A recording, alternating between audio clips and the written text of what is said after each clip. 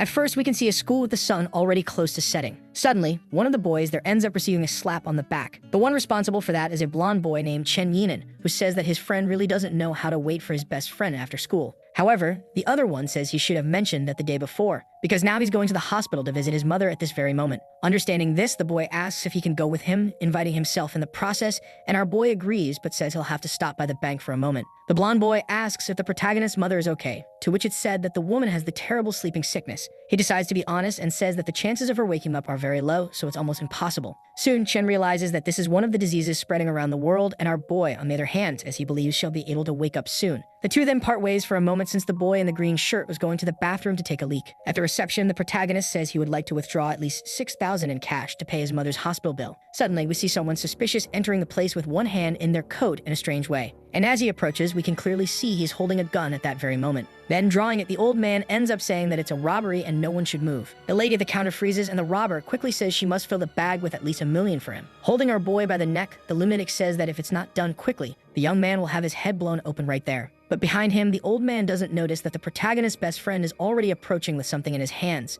Then he attacks the robber with a fire extinguisher right in the head area. The protagonist looks at his friend saying that was a complete mess, to which the other replies that at least he managed to save his friend's life. However, the boy says they were just going to take the money and leave, so they shouldn't have gotten involved, but the blonde can only laugh lightly at that. But suddenly, we hear a loud gunshot that ends up hitting the one who just saved the main character's life. Seeing his friend's body fall to the ground, the other can only scream his name at that very moment. But then, with adrenaline rushing, he looks to see where the shot came from. And we can see it's a second armed man who is reloading his gun. And so Keelan realizes that this was more organized than he had thought. The boy promptly says that this is really bad and turns his eyes in another direction, because the robber's gun is within his reach at that very moment. He then dodges the older man's attack while jumping at his only chance to survive. Grabbing the gun, he simply raises it to finish the situation. And both end up shooting at the same time, with our protagonist hitting the head, but also getting shot at the same moment. The ketchup ends up spilling from his mouth due to the damage he just suffered so suddenly. And as he falls to the ground, the impact of his body hurts him even more. His breathing is heavy and the adrenaline is fading more and more. He can feel everything getting colder and his body seems heavier. Then sinking, he remembers he came there just to get some money. His goal was simply to pay his mother's hospital bills, and if he doesn't manage to, both she and his sister won't survive. He can't accept that, and that's why he says he won't die there because his family still needs him. However, his eyes keep getting heavier and heavier, thus taking him to the sweet embrace of death. But suddenly, a voice in that place says it will guarantee him a second chance at life, and that he must prove himself worthy to survive. Soon, opening his eyes, he finds himself in a completely different setting. And as he gets up, he is welcomed into the realm of eternity. Suddenly, the blonde who had died first approaches our protagonist. He then asks where on earth they are, as everything seems so cold and strange, to which it is said that maybe it's hell. But suddenly, someone ends up welcoming them to the realm of eternity, because they ended up being a small portion of those who ran out of all their time on Earth, but were lucky enough to qualify for this test. Our boy wonders what this is all about, as something had already been mentioned while they were diving toward death. The blonde, on the other hand, tries to rip off this strange watch from his arm, but it's not possible. Soon, the object states that after completing the test, they can choose their own reward, these being many that are not important. But one of them is precisely the chance to return to the mortal realm, and that's why they must at least survive the test and increase their lifespan. Our boy wonders how he can even see the menu for this kind of thing, which not even the blonde knows. But then he notices something, that being apparently the protagonist's sister, who is standing on top of a rock at this very moment. Our boy quickly recognizes her as Dudu, but feels something strange. The blonde, on the other hand, decides to approach saying he'll go check, to which our dear main character tells him to wait a moment. However, the man with the bandage on his face asks if he's going crazy just standing there, since that's his friend's sister. But our boy says it's not possible for the girl to be there, since she's at school at this very moment. He then says the place she was in was extremely safe, and that he even contacted her before going there. So Kevin states that it's clear that the woman on top of the rock is completely strange and different from his sister. Suddenly, this girl jumps down from there all at once. From rock to rock, she ends up entering the waterfall as if there were an entrance there. The blonde, on the other hand, says they at least have to go check to be sure. After all, the girl might be related to the initial test mentioned by the watch. Realizing this, our boy remains tense and says they should move forward with caution and not assume it's that simple. After a short time, we see the water falling from the waterfall continuously. The blonde says there's something strange there, as the entrance the girl used in the waterfall is no longer there. Our dear suit-wearing boy tries to say that this could easily be an illusion they're experiencing. But suddenly, from behind the blonde, we can see the figure of the girl emerging from the waters like some kind of ghost. And as he turns, he tries to question in his mind whether that is really the protagonist's sister, not realizing that it's a huge monster in the shape of a woman with an antenna on its head. Our dear young man stretches out his arm trying to scream for his friend not to do that, because the one he thought was his sister was actually a monster coming to attack him from above. We can see the protagonist's friend breathing slightly while wounds spread all over his body. With a heavy gaze, he tries to say that he needs to get up as quickly as possible. Then he sees his friend running toward him, trying to save him at that very moment. With that in mind, the boy stretches out his arm and asks him to be as fast as possible. But then we see that he's already falling into the monster's mouth at that very moment. And so the huge creature ends up devouring him in a single gulp, leaving only one remaining member in that place. Our protagonist watches this bloody scene at that exact moment, and the system informs that the player Chen Yinian has just been killed in this hell. Then we see the mortal world, where one of the men says that the people in those coffins are extremely honored because in an armed robbery case, they bravely fought against the criminals and sacrificed themselves, and we can see the protagonist's sister crying while one of the uncles tries to calm her. Everyone believes that the young men are heroes who protected the people, and that's why they will pray for their lives, believing that they are resting in peace. The system promptly states that the protagonist's body is about to be cremated, so if he loses his mortal body, he won't be able to return. Thus, the mission is given to kill the ghost fish with a glowing antenna to gain additional time of life and possibly manage to stop the funeral. So the remaining time he has to complete this mission is exactly 10 minutes at this very moment. Our boy thinks hard about the consciousness of his friend trying to call him, but then he starts to hear voices telling him to escape as quickly as possible. And so from inside that monster, his friend's consciousness is in there. While the beast attacks, he can only hear his friend telling him to run away as fast as possible. Our boy has his shirt torn, managing to dodge the monster's attack. Staring at it, he realizes that perhaps by swallowing his friend, his consciousness ended up inside the monster. And so looking closely, he says he has to find a weakness in that giant body. Then he notices that the thing on its head is glowing brightly in a blue tone. Soon, another attack is launched, which he manages to dodge with a backward jump. Then, grabbing the antenna attached to the creature's head, he begins to pull it, yelling for it to give his friend back. And with all the strength of his skinny arms, he starts shouting for it to spit out the one who saved his life back to him. And so the young man manages to rip it out with a final scream that causes blue blood to spurt from the massive creature. Then it is said that the mission has been completed, and he has earned an unpurified ghost fragment, and is asked if he wants to return, to which he says yes. Soon, red particles cover his body, causing the boy to slowly disappear, and he ends up asking where his friend is. To which it is said that his death was already confirmed before the transmission, and looking at the object on his wrists, the boy thinks the system is messing with him. And suddenly, as he gets up, he tries to shout his friend's name once again, the one who sacrificed himself for him. However, the boy only manages to open his coffin at that exact moment, drawing the attention of everyone who was at his funeral. Frightened, the attendees begin to scream in terror and fear of what is happening. They start to run desperately, saying there's a ghost there, and they need to get out as fast as possible. But suddenly, our protagonist's sister approaches and gives him a hug, very happy that he woke up even after all that happened. She had thought she would never see him again and begs him not to scare her like that ever again. However, our protagonist only looks to the side at that very moment as he realizes that his friend's body is still inside that coffin. Sometime later, we see buildings lit up while night has already fallen. On a balcony, our boy is thinking that all of it seemed like some kind of dream. However, that place was clearly reality, since even the watch had been brought with him. But no matter how hard he tries, he can't hear the system's voice, but when he looks at it, he notices the object strangely already shows the number 11. Then it drops to the number 10, and he wonders what is going on. Realizing it's a countdown, the boy questions what will happen when it reaches 0 and has a suspicion of what it might be. However, suddenly the balcony glass breaks, pushing him forward and causing him to fall toward the ground. He wonders if this could really be happening after all. Things like this weren't supposed to occur. Getting closer to the ground, the boy realizes the countdown can only mean one thing. Upon dying, he ends up returning to the realm of eternity, being greeted by a strike coming from his direction. Being hit, he ends up thrown toward one of the temples that appeared at that very moment. Completely injured, the boy wonders what is going on there, as he doesn't understand how any of it works.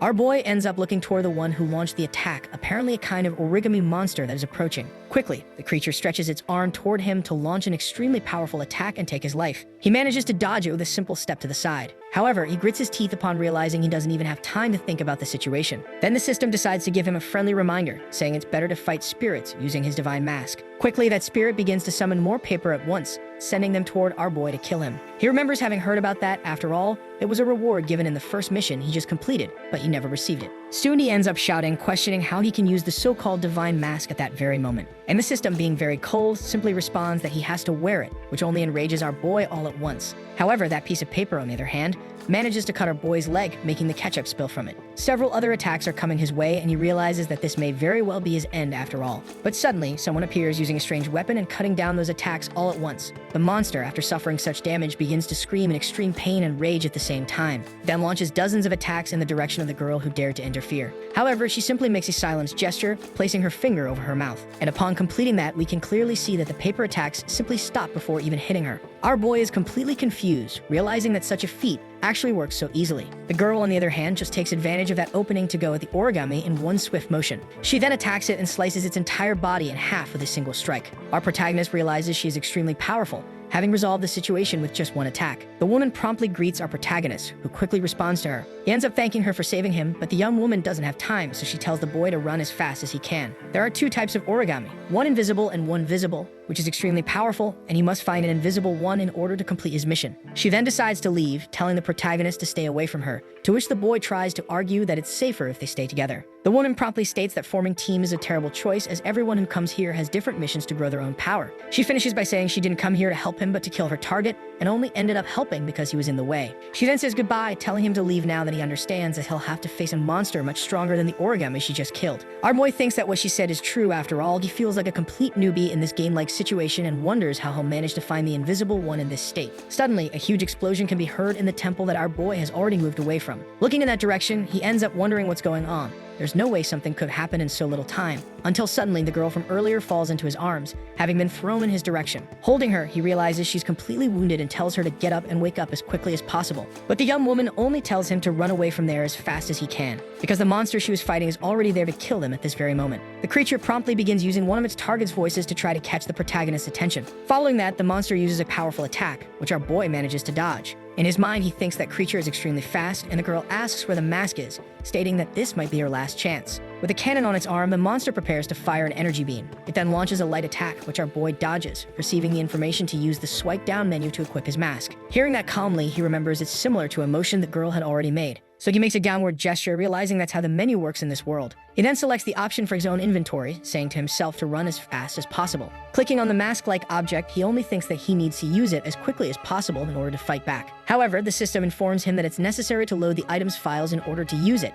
and that it will take some time. But our boy says it's too late for that and questions what he can do. The loading is already at 98%, and the monster's claw is about to hit his eye at that exact moment. But the protagonist's companion promptly uses her whispering ability to paralyze the creature in front of them. Then the mask finishes loading, bearing the name Shifu rests in the river of Hades, and our boy promptly equips it. Suddenly, a beam of intense light falls from the sky right where our boy is standing. It turns out to be his black sword, which promptly blocks the attack that came directly at him. With a simple movement, he launches an attack of black flames in the direction of the monster. The power of the blow completely obliterates the creature that was in front of him. Seeing this, the girl realizes he is extremely powerful, as even a black spirit of rank B was taken down with a single attack. Looking at our boy, she can only blush because such a feat is incredible. But then she steps away from him, saying her mission is complete, and that she'll express her gratitude when they meet face to face. She then assumes that the invisible origami must be near the temple where they were, so he should be fine. As she finishes disappearing, she says they will meet again very soon, saying our protagonist's name one last time. After some time, we finally see the mortal realm where someone starts calling for the monitor. It's our protagonist, who is sleeping at this very moment. The girl ends up calling him, eventually slapping the table and suddenly startling him. She says it's getting late and they're being told to return to their dorms, to which our boy replies that he still has some blue papers to work on. Receiving this information, the girls promptly say goodbye and our protagonist says he'll see them soon. He realizes he still has a lot of time left, since he managed to eliminate a very powerful monster, but now only 1 hour remains at this exact moment. Suddenly, a message arrives telling him to go directly to the student union, which is strange because it's already approaching 10 o'clock at night. Walking through the college corridors, he thinks it must be something urgent, and after all, it's better to go to that room since he doesn't want people to end up finding his body. However, it shouldn't take more than an hour, so the boy knocks on the door, trying to call discreetly. Upon opening it, he apologizes for intruding and was about to ask a question, until he ends up widening his eyes in extreme doubt when he sees someone. It's the girl who was with him in the realm of eternity and who was saved by him. Our boy enters the room and asks how she ended up there, to which it's answered that she is the president of the student council, so it's natural for her to be there, surprising Kyuan Yi. She then explains that she knew our protagonist well before he ended up in the realm of eternity. But in the end, even though he was someone chosen to pass the test, their meeting the other day was just a coincidence. To which our boy asks about his former friend, and the woman coldly states that the boy is dead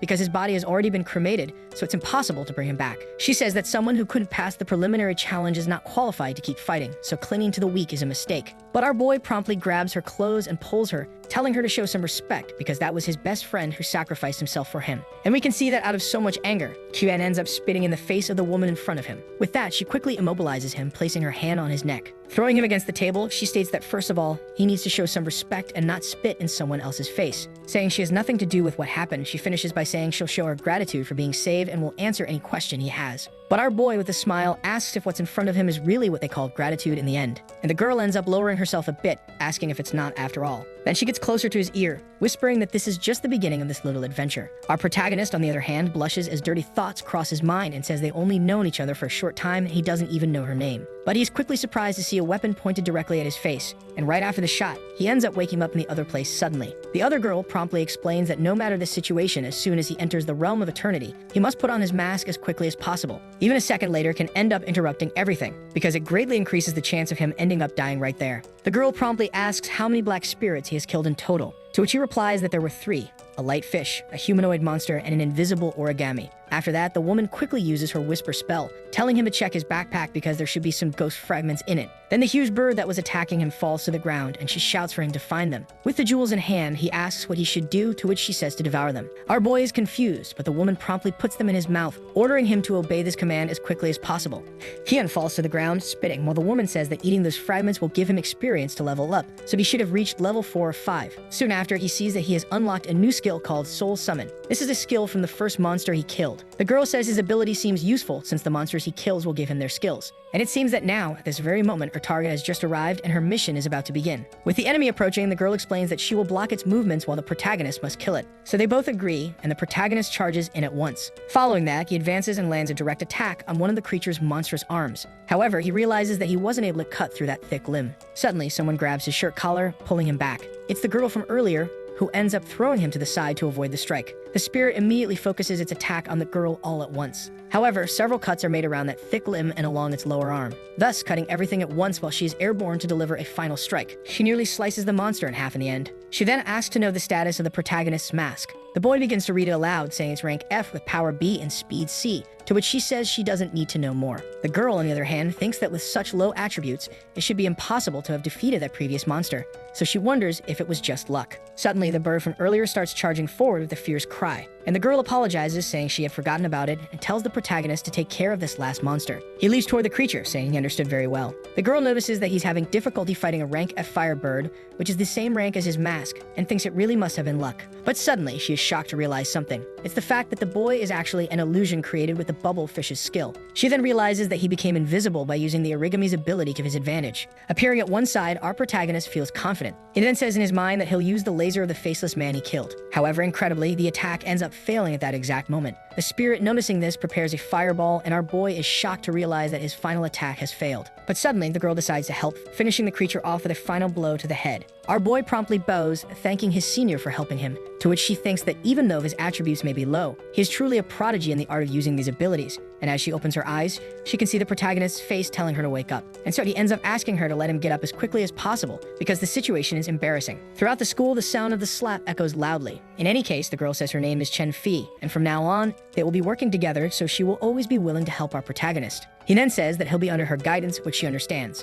But what neither of them notices at first is that someone is watching them from behind that door. Chen quickly senses the presence and asks who's there. The red-haired girl promptly reveals herself, apologizing to her brother, who is our protagonist, for being there. The boy then decides to explain, saying that she is his class secretary, and the girl formally introduces herself. But soon the other woman ends up getting irritated. After all, she can't keep coming to these places so late at night, and the woman understands that. Then she shouts not to worry because she won't tell anyone that the class monitor is having a relationship with the student council president. Quickly irritated, the girl says they're not dating or anything like that, and the boy wonders why he's getting slapped. Following that, the redhead says they don't need to worry since she won't tell anyone, without noticing that a ghostly hand is approaching. Suddenly, her soul ends up leaving her body, which collapses to the ground at that exact moment. Our boy then questions what is happening there, since it's so unusual to see these things in this place. It soon explained that her breathing and heartbeat started gradually decreasing, and her body temperature dropped immensely, and she even lost consciousness. And Sir Chen realizes it's the death-sleep syndrome. Quickly, that soul rushes out the door like a sudden blur. The girl throws the door open with all of her strength, ordering that they start chasing the spirit, saying they shouldn't worry about the body right now.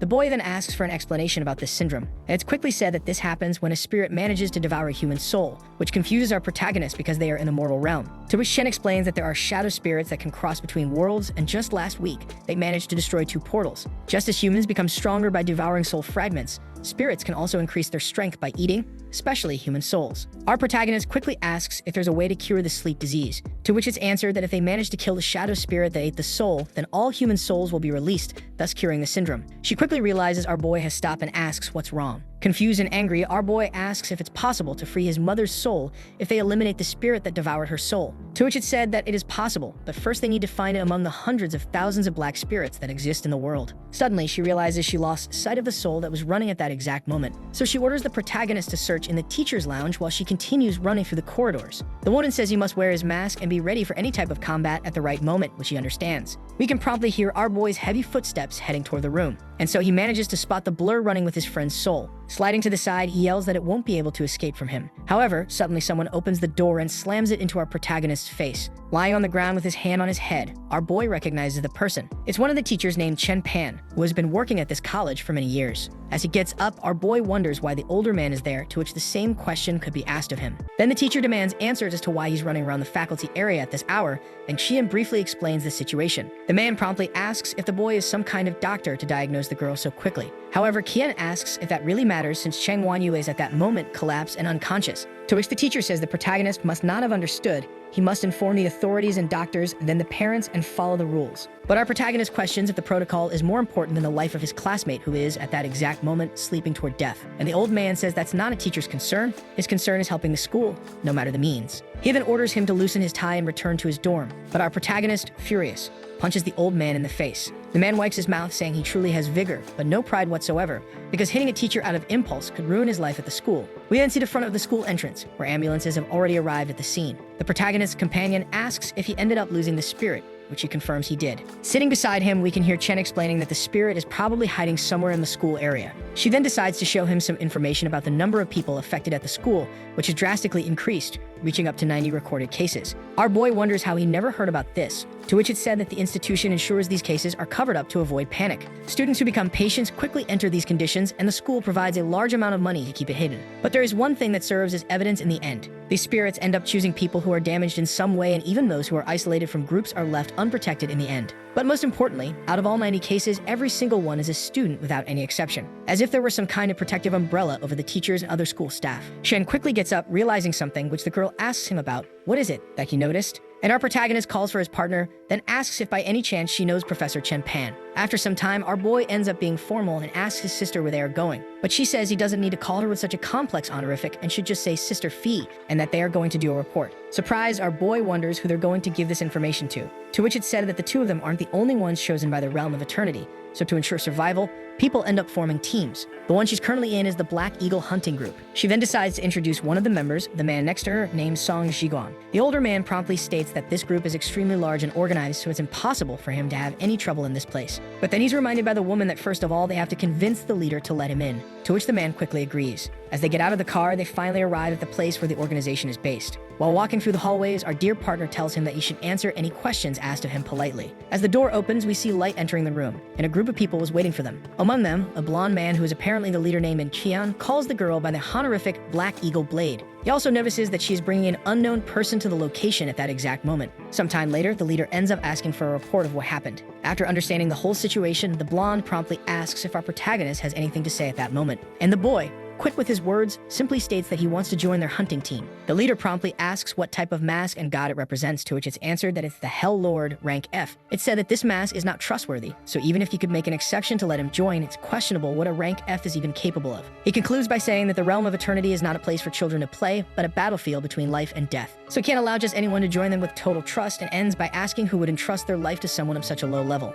Our protagonist states that everyone there starts with an extremely low rank, so he says he can easily increase his strength to be able to keep up. The leader quickly explains that masks evolve whenever you reach level 100, and normally people are born with rank B, but his is the lowest possible. But this man isn't completely heartless, and so if he manages to complete the mission he reported, he will accept him into the group. But the protagonist's friend states that the spirit is holding at least 90 human souls, so sending the protagonist alone might be a death sentence. The leader, on the other hand, smiles and says he didn't expect the Black Eagle Blade to say something like that. He then shouts that anyone present there can simply send their subordinates to go along with a rank F, and anyone who accepts will not suffer any kind of punishment or even subordination. But it's important to warn our boy that everyone fighting there is doing so for their own lives, so he can't ask others to die just to take a risk for him. Each member of the group trusts their companion above all else, to the point of showing their back to them and questioning who else would be capable of doing the same. However, our boy stands up saying he will do it himself. He then announces that he must kill the spirit that devoured his mother's soul, and that he will join this group no matter the cost. Following this, the boy's companion says she will go with him but is quickly called by the leader. He says that she is someone very valuable to them, but it is important to remember that she cannot forget her own missions. But the girl, with a serious look, states that she has none because her only goal is to help the people she knows. After that, we see the room where the protagonist's friend is lying down and her companion says he was impulsive during a meeting. Soon, Kyan states that he couldn't control himself because he needs to save his mother and has no choice but to rely on their help. The girl asks if he even knows how powerful the enemy he's going to face is, to which he replies that he does not. It is then promptly explained that ghosts are ranked from F to SS, and the more human-like they are, the stronger they become in comparison. Even that faceless demon was compared to her mask. Remembering that, the boy says that the monster that ended up being killed caused a lot of damage to her, and the girl promptly punches him on the head, saying that's not what he's thinking. It is then explained that the creature trapped her in a trap and took her directly into its laser at once, thus causing severe damage. If a spirit is cooperating with the human, it means it must be able to communicate with them, so it can be said that it is of an extremely high level. If it really is so human-like, then it can be guaranteed that it is at least rank S or even SS, and for that reason, it will be a problem for both of them to face it. But our boy states that even if it is dangerous, they have to do it for the redhead. She is a person who lost her relatives very early, and after living with her grandmother for so long, the latter ended up getting sick and has to work most of the time. Our protagonist shares the same situation as the girl, since he has never seen his father since birth, and after his mother got sick, he had to do thousands of things. Fighting to stay alive is something he wishes on no one, not even the Lord of Hell himself. But the girl, breaking the tension, says that the boy already has a mask from the Lord of Hell, so he shouldn't say those things, and the boy just sighs and asks about hers. Following this, the girl decides to explain that her mask comes from the God of Wisdom, being rank A,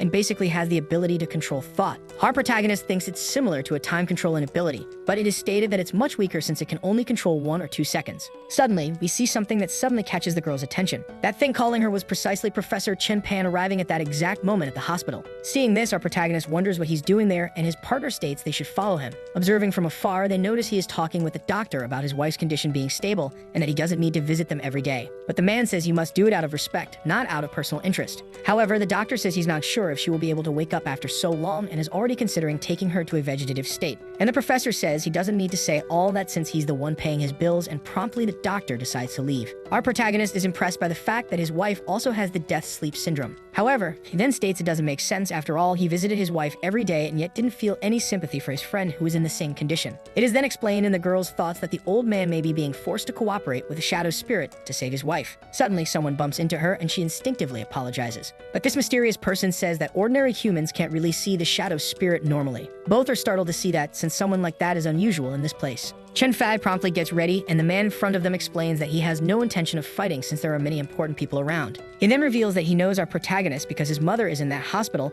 and the red-haired girl is also there along with the other 93 from the school. The girl notices that the number increased again and realizes she has fallen into a trap. However, the spirit turns around saying that his contract only allows him to devour 1 person per day, so he will let them go. But he states with a terrifying look that the next day they should be more careful, finishing with a macabre laugh. Following that, we see the next night at the school where something is happening. It is the demon sucking another soul, the 94th. The professor says the other must get out of there quickly because it needs to look as much like an accident as possible, and the school won't leave him alone if they find out he's involved. But the spirit says he doesn't seem afraid, even though he can't see him and can only hear his voice. However, the man shouldn't worry too much since there are still 6 souls left to reach his full strength. He then says he can simply create a loophole in the contract and allow him to devour 100 souls directly, and then he'll fulfill this promise immediately. But the man says he remembers hearing that the more powerful a spirit becomes, the more human it looks. If the demon really wants to wear human skin, then let him do it on his terms, because being reckless would only cause more problems. Impressed, the spirit says the human is very proper to follow such rules, to which the man replies that he is simply a reserved person. But laughing aloud, the ghost questions whether those two are also included in the non-attack clause of the contract. He then manages to defend himself from our protagonist's attack in a single move using his sword. Getting close to his face, he says the boy has a beautiful expression, though it lacks a bit of intensity.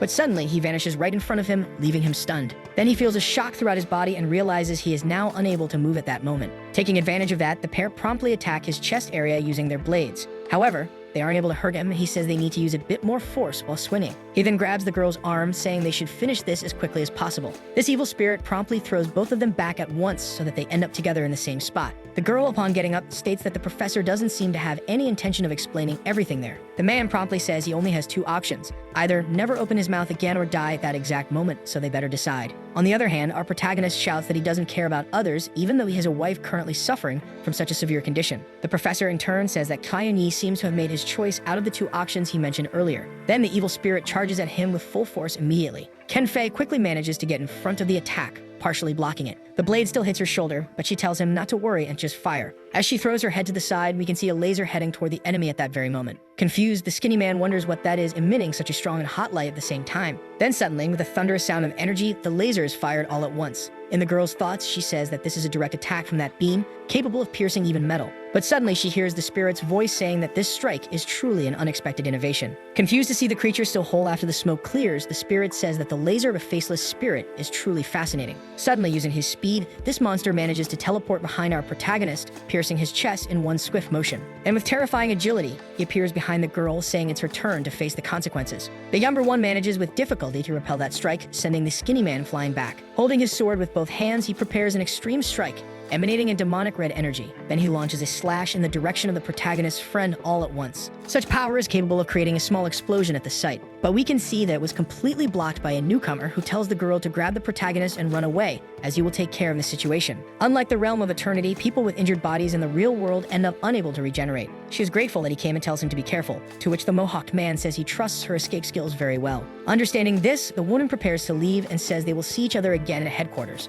However, the spirit charges forward once again, questioning where his prey is going. The muscular man promptly steps forward, saying he should be the one asking that, since now he is his opponent. Backing off slightly, the ghost says he is not on the same level as the others and asks this child to introduce himself. He is said to be the captain of the 3rd team of the Black Eagles and is therefore named Xiao Lian. Elsewhere, we see the driver calling for the girl along with the protagonist. Upon entering the car, she asks if the boss sent them there, to which it's said that the man decided to come on his own due to his temperament. Following that, the woman orders them to head to a hospital as quickly as possible, since that near rank S spirit is very strong and they couldn't handle him. However, she trusts the abilities of that man who has a mask above level A and should be able to escape using his miracle. The old man says the situation must really be complicated if it's enough to force someone on the captain's level to use such an ability. Our boy promptly asks what that would be, to which the girl tells him not to speak and just conserve his energy. She then asks him to listen to her, saying he must be careful and that they are heading to the hospital. He's going to enter the realm of eternity, so he must return as quickly as possible, and the old man, looking through the rearview mirror, realizes the situation is getting really serious, because the boy already died in that situation, and with that, they both start speeding through the streets toward the hospital. We return to the battlefield, where a huge energy ends up being dissipated. The skinny man says the guy doesn't seem to be as strong as he initially thought. Kneeling, he says the spirit is stronger than he expected and questions why it's cooperating with a human. It is then promptly said that this man is cautious when acting because souls cannot be properly collected by himself. To enter one of the thrones of the 8 gods of darkness, he must devour souls for another 10 years, which confuses the bald man. Quickly, the spirit decides to explain, saying that they are spirits of the last class, stronger than all the others. There are spirits that can only reach a certain level of strength compared to a human, so it's possible for them to reach a defined limit. For example, he is at level A+ and just one step away from reaching rank S and can feel his progress increasing in his soul. Quickly, the man thanks him for the information, but says that this ghost's crazy dream is about to end. Laughing, the monster questions what he's going to do now that he's just going to end up a dead man anyway. However, the man tells his adversary to wait for his final strike before he speaks, and then he begins manifesting the miracle of the wing of the god Boreas. The figure of 4 gods in statue form appears, representing the incarnation of this man's miracle. It is said that power from the realm of eternity is always stolen, and by wearing a mask, you are able to grasp the tip of the iceberg of that power. However, there are those individuals who dedicate their lives to cultivation and finally manage to fuse the mask with their own soul.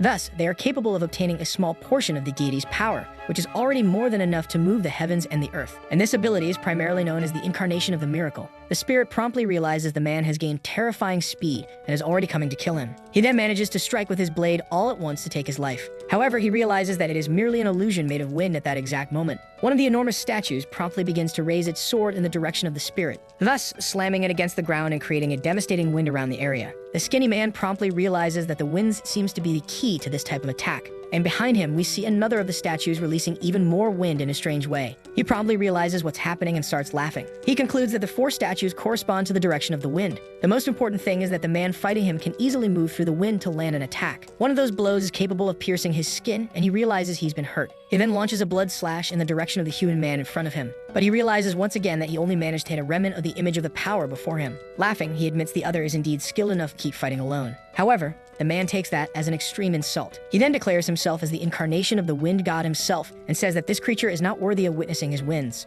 And the spirit promptly says he's just a mere mortal, and so he will show him the reason for his audacity in saying that. Soon we can see the realm of eternity where the birds are singing, but suddenly something ends up flying past and hitting the tree that was holding them, making them flee. This being a rank F spirit known as the centipede millipede. Facing the monster is our protagonist, fully dressed with his sword and mask. Falling to the ground, he thinks to himself that he hadn't expected to be so weak after all. He questions how that spirit was able to move without making any sound, and especially how it managed to get behind him without even being sensed. And the most important thing he's feeling now is this strange sense of powerlessness for having been killed in such a ridiculous way. Now it's no longer about protecting his mother and his family, but everyone who is sacrificing themselves for him right now. And for that, he must prioritize his strength at this exact moment so he can reach a higher level of existence. Because on this difficult path, everything he's endured so far has simply been a walk over stones. The next day, we see the building where our protagonist lives with his sister. Next to his body, she is praying as hard as she can at that very moment. Suddenly, the protagonist's friend approaches and gives the girl a huge scare. Then she says she doesn't need to keep doing those things because he'll wake up soon. In her mind, the girl knows the protagonist was seriously injured, but he must have won the fight, so waking up is only a matter of time. However, she is worried about what happened with the shadow spirit, and if even the captain of the third team was defeated, then will the boss be able to stop the spirit? Suddenly, our protagonist wakes up feeling nauseated. Looking at his clothes, he questions what he's doing dressed like that. His sister explains that whenever he has an accident, she makes sure to dress him that way and burn some incense so he wakes up safely. The two begin to have a heated sibling argument while the girl beside them receives a message. Upon seeing what's on her phone, she is deeply shocked and can't believe it. Suddenly, she calls out to our protagonist in a serious tone. She says they have to go as fast as possible because the situation just became urgent. In the car, the boy asks what exactly happened for them to rush out like that. With sweat on her face, the girl asks if he remembers the person who saved him the night before. The boy promptly remembers. It was the uncle with the mohawk. It's then explained that he is the captain of the third team of the Black Eagles and his name is Liang. He has god-level agility, and in terms of speed and destructive power, he's one of the best in the entire hunting squad. The old man explains that he even managed to manifest the incarnation of the miracle a long time ago, so it's hard to believe he would be killed or defeated by a spirit. Our boy, on the other hand, is confused about what the people around him are saying at that moment. Soon it's said they've arrived at the location and the boy becomes increasingly tense, realizing the school is completely destroyed and the hunter who was with them has disappeared during this time. And so the girl tells him not to worry after all, he's the best when it comes to escaping, and both begin to enter the area with a certain caution and tension on their faces. As they approach, the girl asks what the situation is, to which it's said that it's nothing major. Then he tells her to look at how the situation ended at that exact moment. A huge crater was formed from the power of those two monsters who fought. While he had come to see everything, he saw some members walk him around, and so he told him to leave, but he's not sure what happened to Liang. Soon, the man says that luckily they have someone capable of doing a master-level replay. The girl promptly recognizes her as Dan Ning, the girl who had just returned to the continent. And so this unfamiliar woman uses her miracle incarnation known as Mnemosyne. It's said that her mask belongs to the god of memory, and her miracle incarnation is capable of replicating everything that happened in that time. And our boy, looking back, realizes he can now see the result of that battle from which he had to withdraw. With formidable attacks, the red-haired man is able to strike the demon with powerful blows. And with extreme force, he continues advancing without any kind of fear. He tries to hit him, but only manages to strike the ground in front of him at that exact moment. Our protagonist realizes he just disappeared, though this isn't exactly a dodge. Within the domain of the wind god, every object can be sensed by him, but Liang cannot capture any trace of this demon at any moment. Our protagonist observes, realizing the spirit is coming directly from the shadow. The girl says it's reassuring to know that he can switch places with any whisper of the wind to defend himself. Now he's in the air at this very moment, preparing to make another attack. However, the shadow spirit is still fast and charges above him. It was through a movement from the statue's shadow that he managed to advance toward the human. The man promptly brings both hands together with extreme confidence. He then forms the attack of the four directions of the wind simultaneously. The demon ends up coughing blood unimaginably due to the force of the blow. The man then asks if traveling between shadows is the only trick this filthy being knows how to do. Falling to the ground, the demon starts spinning slightly, and then dives into the shadow, which the girl questions, did he just dive into his own? To which our protagonist says it's more like entering the grass to overcome the disadvantage he has against Liang. Keaton then explains that the human's movements are made with a step of the wind, but this demon is able to move through shadows at will. In other words, this dark spirit could escape whenever he wants, but he's confident he can win, though they don't know why. And then we can see that the chains in the spirit's eye promptly break, announcing that the child's play ends here. He then uses his miracle incarnation, being of Myriad, to hollow shadows that connects to hell. The man is confused to see that he's summoning so many skeletons at once through the shadows. He then uses the four directions of the wind once again to attack and defend at the same time, but then realizes that behind him, another swarm of those monsters is approaching. It's then said that the skeletons are approaching from all possible directions, so it's impossible for Liang to dodge them all. However,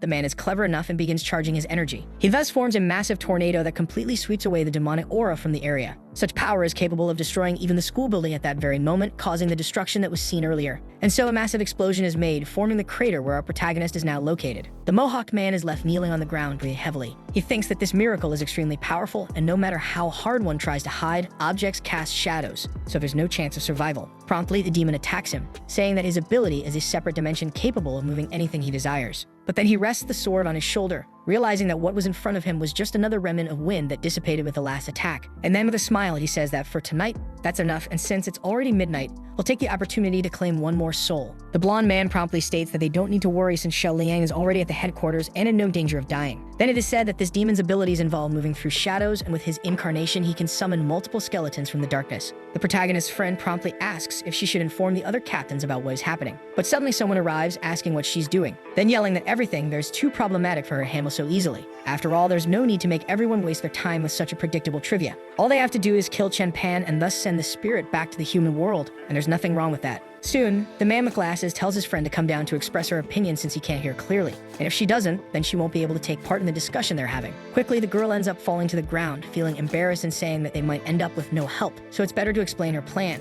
Promptly, the blonde man says they heard the suggestion and then asks what the thoughts are. The girl, however, gets irritated and quickly explains that there's going to be no objection. Since normally spirits can't stay long outside the domain of eternity, and because of that, they enforce a pact and manage to remain in place. Our boy promptly says it doesn't seem to be like that, which instantly irritates the pink-haired girl. The young man explains that even without a contract, this sword spirit still has a lot of strength and could operate on its own even without a contract with Chen Pan. But quickly, the girl interrupts him, telling him to stop since this is a discussion between members of the Black Eagles team. The blonde man joins the conversation, saying to let him finish since it doesn't seem to be something sentimental, so he wants to hear what the boy has to say. As said before, without a contract, this demon cannot remain in the human world, but with its strength, it could easily devour as many souls as it wanted. So why would it care to make a contract with Chen Pan and restrict itself to just one soul per day? He thinks they should start investigating the professor, and they have time for that since it will take another 3 days for the demon to complete its goal. The blonde man promptly understands that Chen Pan seems to be more of a restriction to the sword spirit and thus says that if they kill him, they might end up suffering great losses.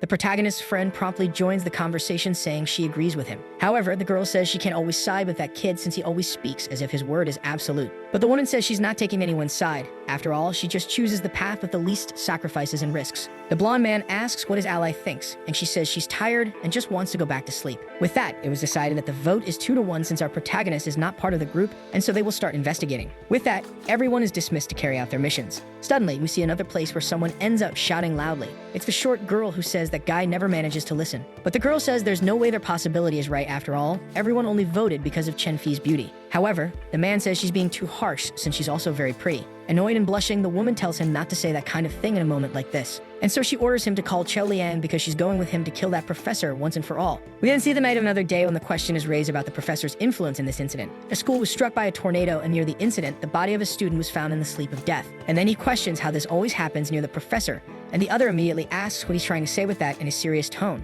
The bald man says he's not interested in that syndrome or anything like that and couldn't care less if the man puts people in that state. But if a female student ends up falling into an eternal sleep of death and is sent to the hospital, it's always a waste. The professor is promptly trying to understand what this bald guy is trying to say. And the old man, on the other hand, says he doesn't need to try to understand. After all, he must have at least touched one of the unconscious female students. Since his wife is sleeping toward death, he couldn't feel more alone in this kind of situation without her. Suddenly, the professor starts loosening his tie while calling out to him, then saying that after his wife fell ill, his heart was broken and every day he prayed to a god to help her. But then one day, one of them ended up answering his call. The voice said he needed to help it devour at least 100 human souls, and then it would gain enough strength to bring his wife back to life. And so he asks what the man in front of him would do with such an offer. With a punch to the stomach, the professor demands answers from the frightened fat man. The bald man widens his eyes in pain from the sudden punch. On one side, there was the life of 100 innocent people, and on the other, the life of his beloved wife. So which would you choose to save? It is said that he handed over all of his beloved students, one by one, to the sleep of death just so his wife could open her eyes and look at him. Turning away, the professor states that he's willing to sacrifice anyone for that, and the bald man is no exception. The bald man promptly curses the professor, saying he doesn't really care about his job and that he'll remove him from there and call the police. And after making the report, his wife won't be able to stay safe, and he won't be able to protect other students from this syndrome either. However, the man says that patients with the death syndrome can't speak, frightening the old man. The skinny spirit promptly appears behind the bald man, saying that he is soul number 98. The next morning, we see a building, a hospital, where someone is trying to confirm communication. It's the girl who asks if Old Song can hear her at that exact moment, and it is explained that Shen Pan and the Phantom Sword Spirit always come to the hospital. And it's always at the same time to see his wife, and the protagonist's friend thanks the uncle, saying they will start the investigation. Our protagonist says his sister should focus on her studies since he's very busy doing drawings at school, and that's why he wants her to take good care of the house. The two girls accompanying him say he's really someone who thinks too much about his sister and seems obsessed. to which the boy tells them to shut up. Suddenly, they arrive at Professor Chen Pan's office at the school where the boy studies. Observing the place, they can only find some educational materials for the teacher and notes for upcoming tests. There's also nothing on the desk, so one of them checks the computer while the protagonist checks the bookshelf to see if there's anything suspicious. Promptly, the girl asks Old Song how things are going and if the professor and the spirit are still at the hospital. He says the car is still in the same place and probably hasn't left, but there's a problem because Lei Ju was asking where the professor was and he told the truth. Ken Fei promptly realizes she's going to kill the professor and asks to be put on the radio channel, where they are at that exact moment. Mei Ju promptly says she's not doing anything wrong. The protagonist's friend tells her she must obey the leader's orders and focus on her own team. The girl says she was getting really bored, so she came up with a new plan to capture the old man's wife to make him talk at once. Ken Fei says she's out of her mind because this plan is extremely risky due to the spirit, and the girl decides to just block the woman right then. The protagonist's friend, on the other hand, realizes her companion is extremely problematic and gets irritated. Soon the sleepy woman says that after searching, she couldn't find anything, so she's going to ask the god of memory to view the past. Then she uses the miracle of incarnation to spread her area of influence. We see that a huge circle was made exactly where the professor's apartment is. The previous night, he was with a book, handling it in a somewhat suspicious manner for an extended period. They both get closer and ask what they are seeing at that moment through the vision of the past. And they realize it's about people who ended up being victims of the sleep disease, revealing a notebook that lists those who will be killed. Quickly, the protagonist realizes that he is hiding it in a secret place in the closet. As he opens it, he immediately notices that it's not there as it should be. Then he says he found a false bottom that contains the book in that spot. Soon it is said that it is definitely Sheng Pan's hunting list, and even the numbers are marked with the souls that were devoured in order. And Cheng Wan Yu ended up being number 90 on the list, just as they had seen before. The girl promptly approaches, asking if he found some kind of family connection, thus confusing him. It is soon explained that Sheng Wan Yu and the guy from before were people without family support, and that the school is not an orphanage. And the professor took advantage of that to target those without any kind of influence, and if you look at the notebook photos, it's clear that some students are missing. Our boy promptly says this is a problem since the situation seems to confirm something that alarms him. So he starts flipping through the pages extremely quickly to see the next numbers. And the next target is precisely the protagonist's sister, who has no idea what is going on. Suddenly, we see the girl from earlier calling for Cheng Fei, saying something's wrong. The professor and the spirit are no longer at the hospital, and she searched everywhere but couldn't find a trace of them. She says that the intuition they had might actually be more false than they imagined. Our protagonist promptly puts on his mask while the woman tries to stop him, telling him to listen. However, Dear Shan quickly disappears from her sight before she can do anything. The girl decides to run off, telling her colleague to keep searching for evidence while she goes after the boy as fast as she can. We then see the protagonist's sister, thinking that her brother has been busy these last few weeks and probably forgot about dinner again.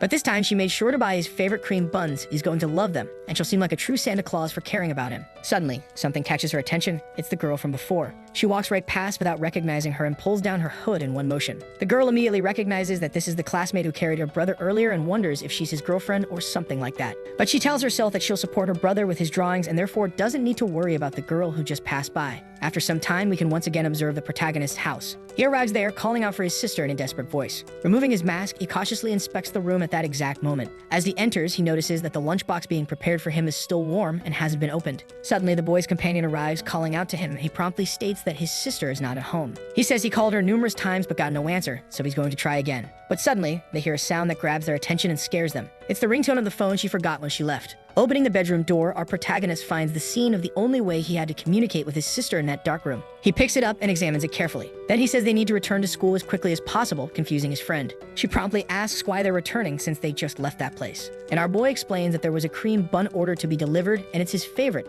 so she must have called to take it to the school. If his sister went that far, she probably didn't pay for a taxi or even call a ride out, since her phone is still there. The girl says she's very thoughtful, but our protagonist slams the elevator, saying it's too slow. Suddenly, Chen Fei tells him to wait a moment while her friend jumps from the top of the place. With a shout, it's said that this is the 11th floor of the building, and the young man puts on his mask. Upon landing, our boy is already prepared to run, and everyone around is startled by the scene. He starts running as fast as he can, using his ability, the strength of 100 feet. Through the school hallways, we can hear someone singing a little melody. It's the protagonist's sister, who is trying to surprise him at this exact moment. But she ends up entering the completely dark workplace with no one visible. She thinks the boy is probably in his dormitory and decides to try calling him using her phone. But when she looks for it, she realizes she forgot it at home, so she won't be able to do that. However, she says she can simply ask for help from some architecture students to try to understand things. And suddenly, she ends up looking behind her, startled because she heard footsteps coming from behind. Extremely scared, the young girl tries to call out for her brother in this completely strange place, thinking it's him trying to prank her. But when she looks down the hallway, she sees that no one is there, neither in presence nor in spirit. And so she questions what she can do,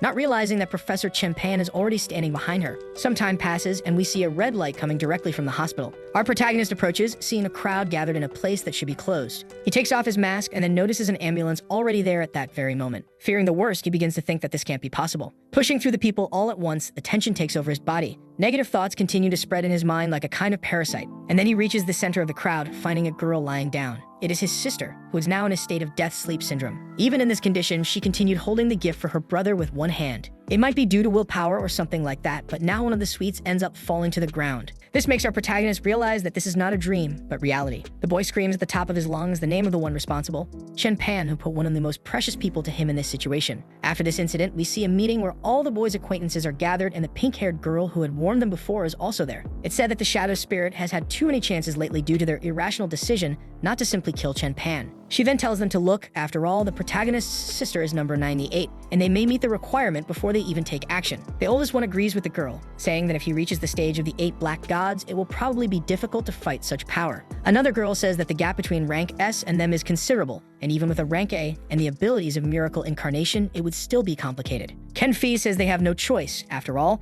they only have at most 24 hours. She says that according to the book, our protagonist is the next, so the boy will have to be personally involved in this situation, even while emotionally weakened. She wouldn't dare say it, but earlier he ended up reading the book from the middle, and he didn't realize that on the second page was the photo and name of his mother, who is in the same state as his sister. Realizing this, the younger girl tries to call out to Kshan as if worried about it. However, she is interrupted when he mentions there are 3 points. Then the boy explains that he saw this before and had even considered it just an accident because she had come to visit him when she got sick. However, now that his plan is getting closer, the demon must eliminate everyone involved to avoid future problems. The second thing is that his ability to devour other gods' masks could be a help, and so he asks if he can do that. To which the protagonist's friend says it would be impossible. After all, a human body can't handle more than 2 god souls in a single body. Even the old man says that even possessing the mask of the king of hell could be a problem because everyone ends up dead due to a certain event. Our protagonist asks about the fact that everyone who possesses such an artifact ends up dying and questions how that's possible. It is said that without exception, everyone dies mysteriously after starting a process of mastering miracle incarnation.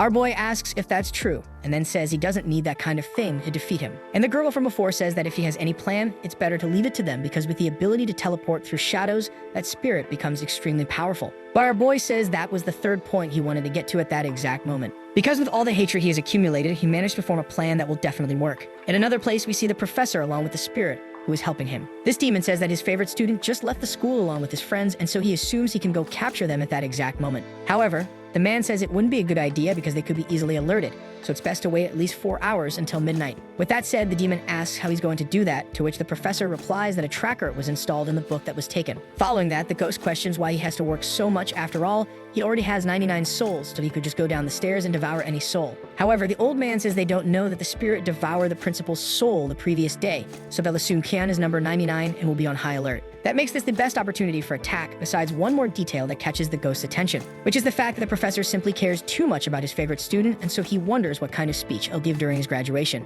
After some time, Chen Fei asks if everything at the location is ready, to which the old man beside her approaches and says that most things are ready, but they're just waiting for the sword spirit to bite the bait. And the girl then asks the protagonist to repeat the plan, but as she looks at him, she notices he seems lost in his own thoughts. Because of that, the younger girl tells her companion to go discuss the plan with the others and leave her alone while she handles the situation. Approaching him, the woman asks if he's really okay, saying that the level of his mask is quite low. However, the girl states that this is the only viable method in this situation. If the only way to win is to kill Chen Fan, then his sister's and mother's lives will be lost forever, and that's why they must eliminate this ghost. When he was little, he used to have many nightmares, and every time it happened, his mother would come, wipe his tears, and sing a lullaby. Later, when they started going to school, every day she would come just to lift their spirits, and when he woke up, he was used to seeing her gentle face. However, after she contracted death-sleep syndrome, he ended up seeing her completely powerless, unable to do anything. In the end, he had to become someone kind but also strong, like a barrier to protect his sister and the members of his family. But now he feels that he did it wrong and says that kindness in the end turns out to be useless because it doesn't protect anyone,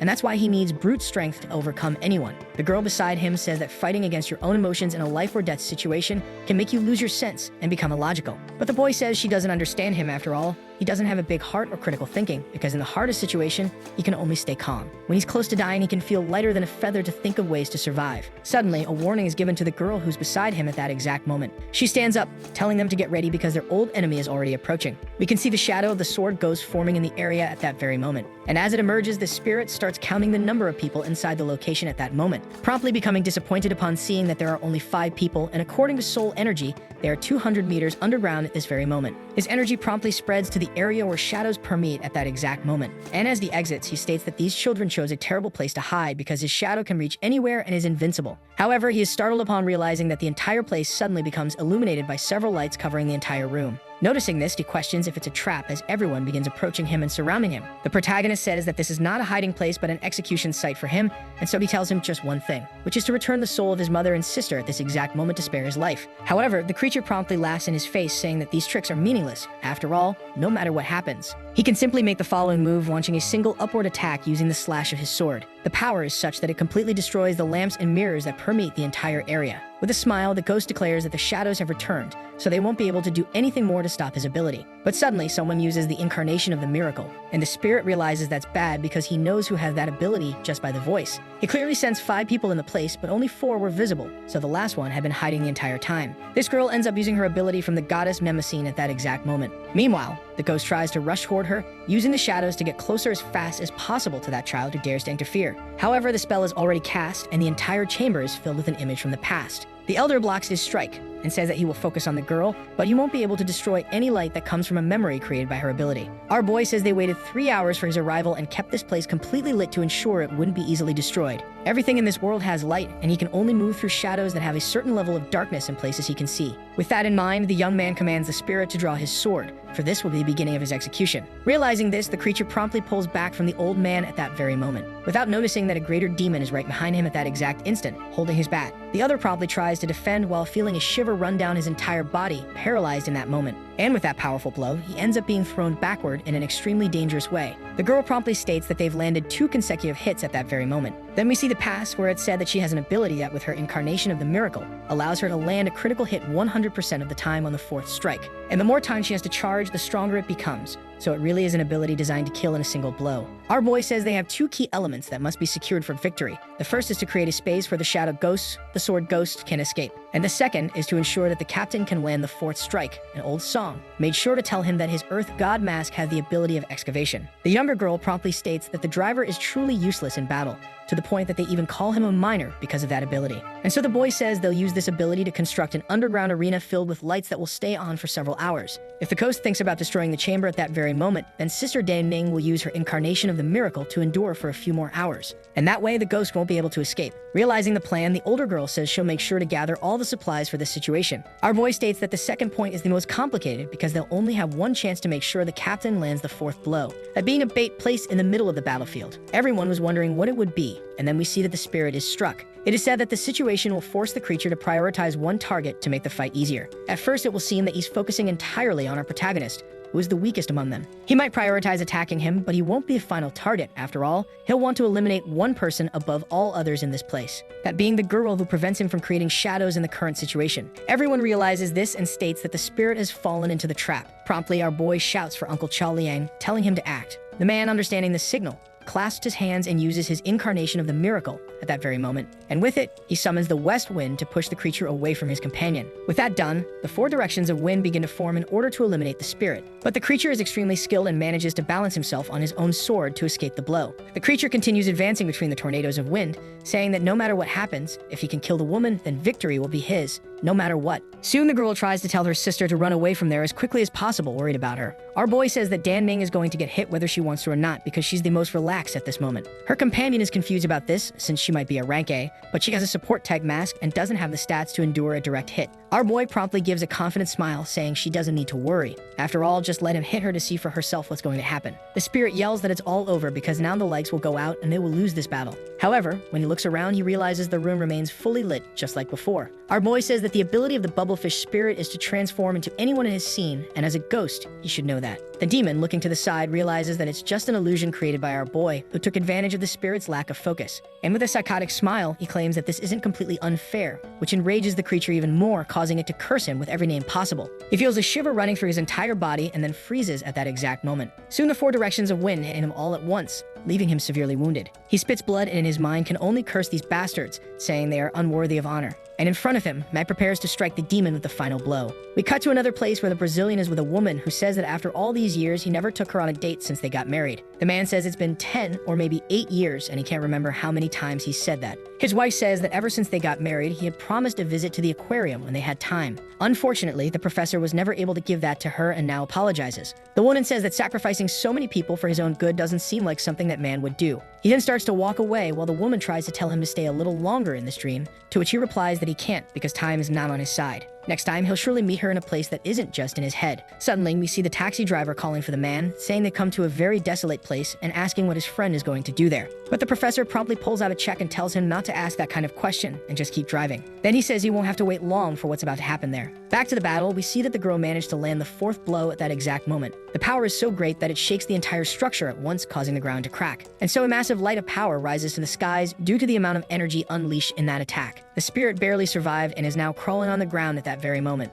until right in front of him he finds the man who was helping him at that exact moment. Our protagonist, with his group, says that their enemies have lost this battle, then calling out to Professor Chen Pan to make sure he understands the situation well. But suddenly, the old man realizes something that catches his attention. It is the spirit saying that there's only one thing left for him to get what he's always longed for. Our protagonist demands that the demon return his sister and mother at that very moment. However, the professor says he should understand the feeling of being so weak and losing the ones you love. Then he says he doesn't know how the protagonist gained powers with those strange masks, nor does he understand how he can see this person in front of him. This man is just an ordinary high school teacher and therefore had no choice but to make this decision. Ken Fag promptly announces for him to move since they need to kill this bastard as quickly as possible, and then they'll help him find the soul fragment of his wife. But the man questions how long that will take, because his wife can't wait that long until they fulfill that objective. A month before she was diagnosed with death-sleep syndrome, she entered the final stage of cancer, which had already materialized and could no longer be avoided. He planned to spend those last days or months of her life fulfilling all the promises he made to his wife and taking her to the most romantic place so he could make her happy. But fate rejected him once again, and she ended up entering that terrible state because of the universe itself. For decades, a teacher like him had to cleanse his own conscience and look for talented individuals, yet he asks why the heavens continue to punish him. His wife was someone who worked at a flower shop and even delivered flowers for free to funerals. So what did she do to deserve such punishment? He doesn't understand how the protagonist has superpowers, so he asks him to explain whether heaven and hell exist, because he wants to at least know what it's like there. If heaven really is a good place for those who die and receive good things, and hell is for those who need to be punished, why are they in separate places? The true hell is when good people are punished and the wicked are rewarded in the end. And so he says a profound phrase claiming that the human world itself is the true hell they have to endure before reaching heaven. Soon, the spirit manages to touch the professor's back at that exact moment, taking everyone by surprise. The protagonist's companions scream out for the professor at that exact moment, worried about what's going to happen next. And the already deformed creature announces that this was number 100, and with that, you will be able to evolve to rank S. With final laughter, we see a gigantic explosion occurring in the area due to the immense power that has just been unleashed. After some time, we see a news report where the reporter says he's announcing an explosion that just occurred around Yuhang Park. The fire brigade has already been called, and they're having to use a helicopter to fight the flames at this exact moment. However, suddenly the vehicle ends up being destroyed by the shadows of that spirit. The newscasters begin to see someone floating in the skies without realizing what's truly happening. The sword ghost promptly declares that she is very weak in this current situation. Fighting them all at once didn't even require the release of his miracle, and yet he admits he hadn't understood one thing. In the past, he was harshly judged by the 8 gods of darkness for being weaker, and so he thought it was because he had failed to understand how to release his miracle, and that's why he fought so hard. But now it's clear that it wasn't because of that, because he was underestimated. It was actually due to the fact that rank S and rank A are on completely different levels, as can be seen in the result of this battle. Our protagonist, lying on the ground, realizes that the situation truly is the worst possible. His uncle Chao Liang managed to pull him away, but even so, everyone suffered severe injuries. His 2 companions couldn't hold out even for a minute when the spirit evolved, and now there are only a few left who can even fight, being those who remain underground. However, the creature promptly jumps out, piercing the one who had been the biggest problem during the fight against the group. And with a smile, he declares that this time there won't be any bubblefish illusion to stop him. Our protagonist curses loudly in his thoughts, not realizing that the creature is already appearing behind him. Grabbing him by his clothes, he says that these snot-nosed kids are irritating. Then he applies force to slam him against the ground, saying that they have too many tricks. However, in the face of absolute power, everyone becomes insignificant, and so the creature decides to tell him a secret, revealing that it was he who devoured Chen Pan's wife's soul before anyone else.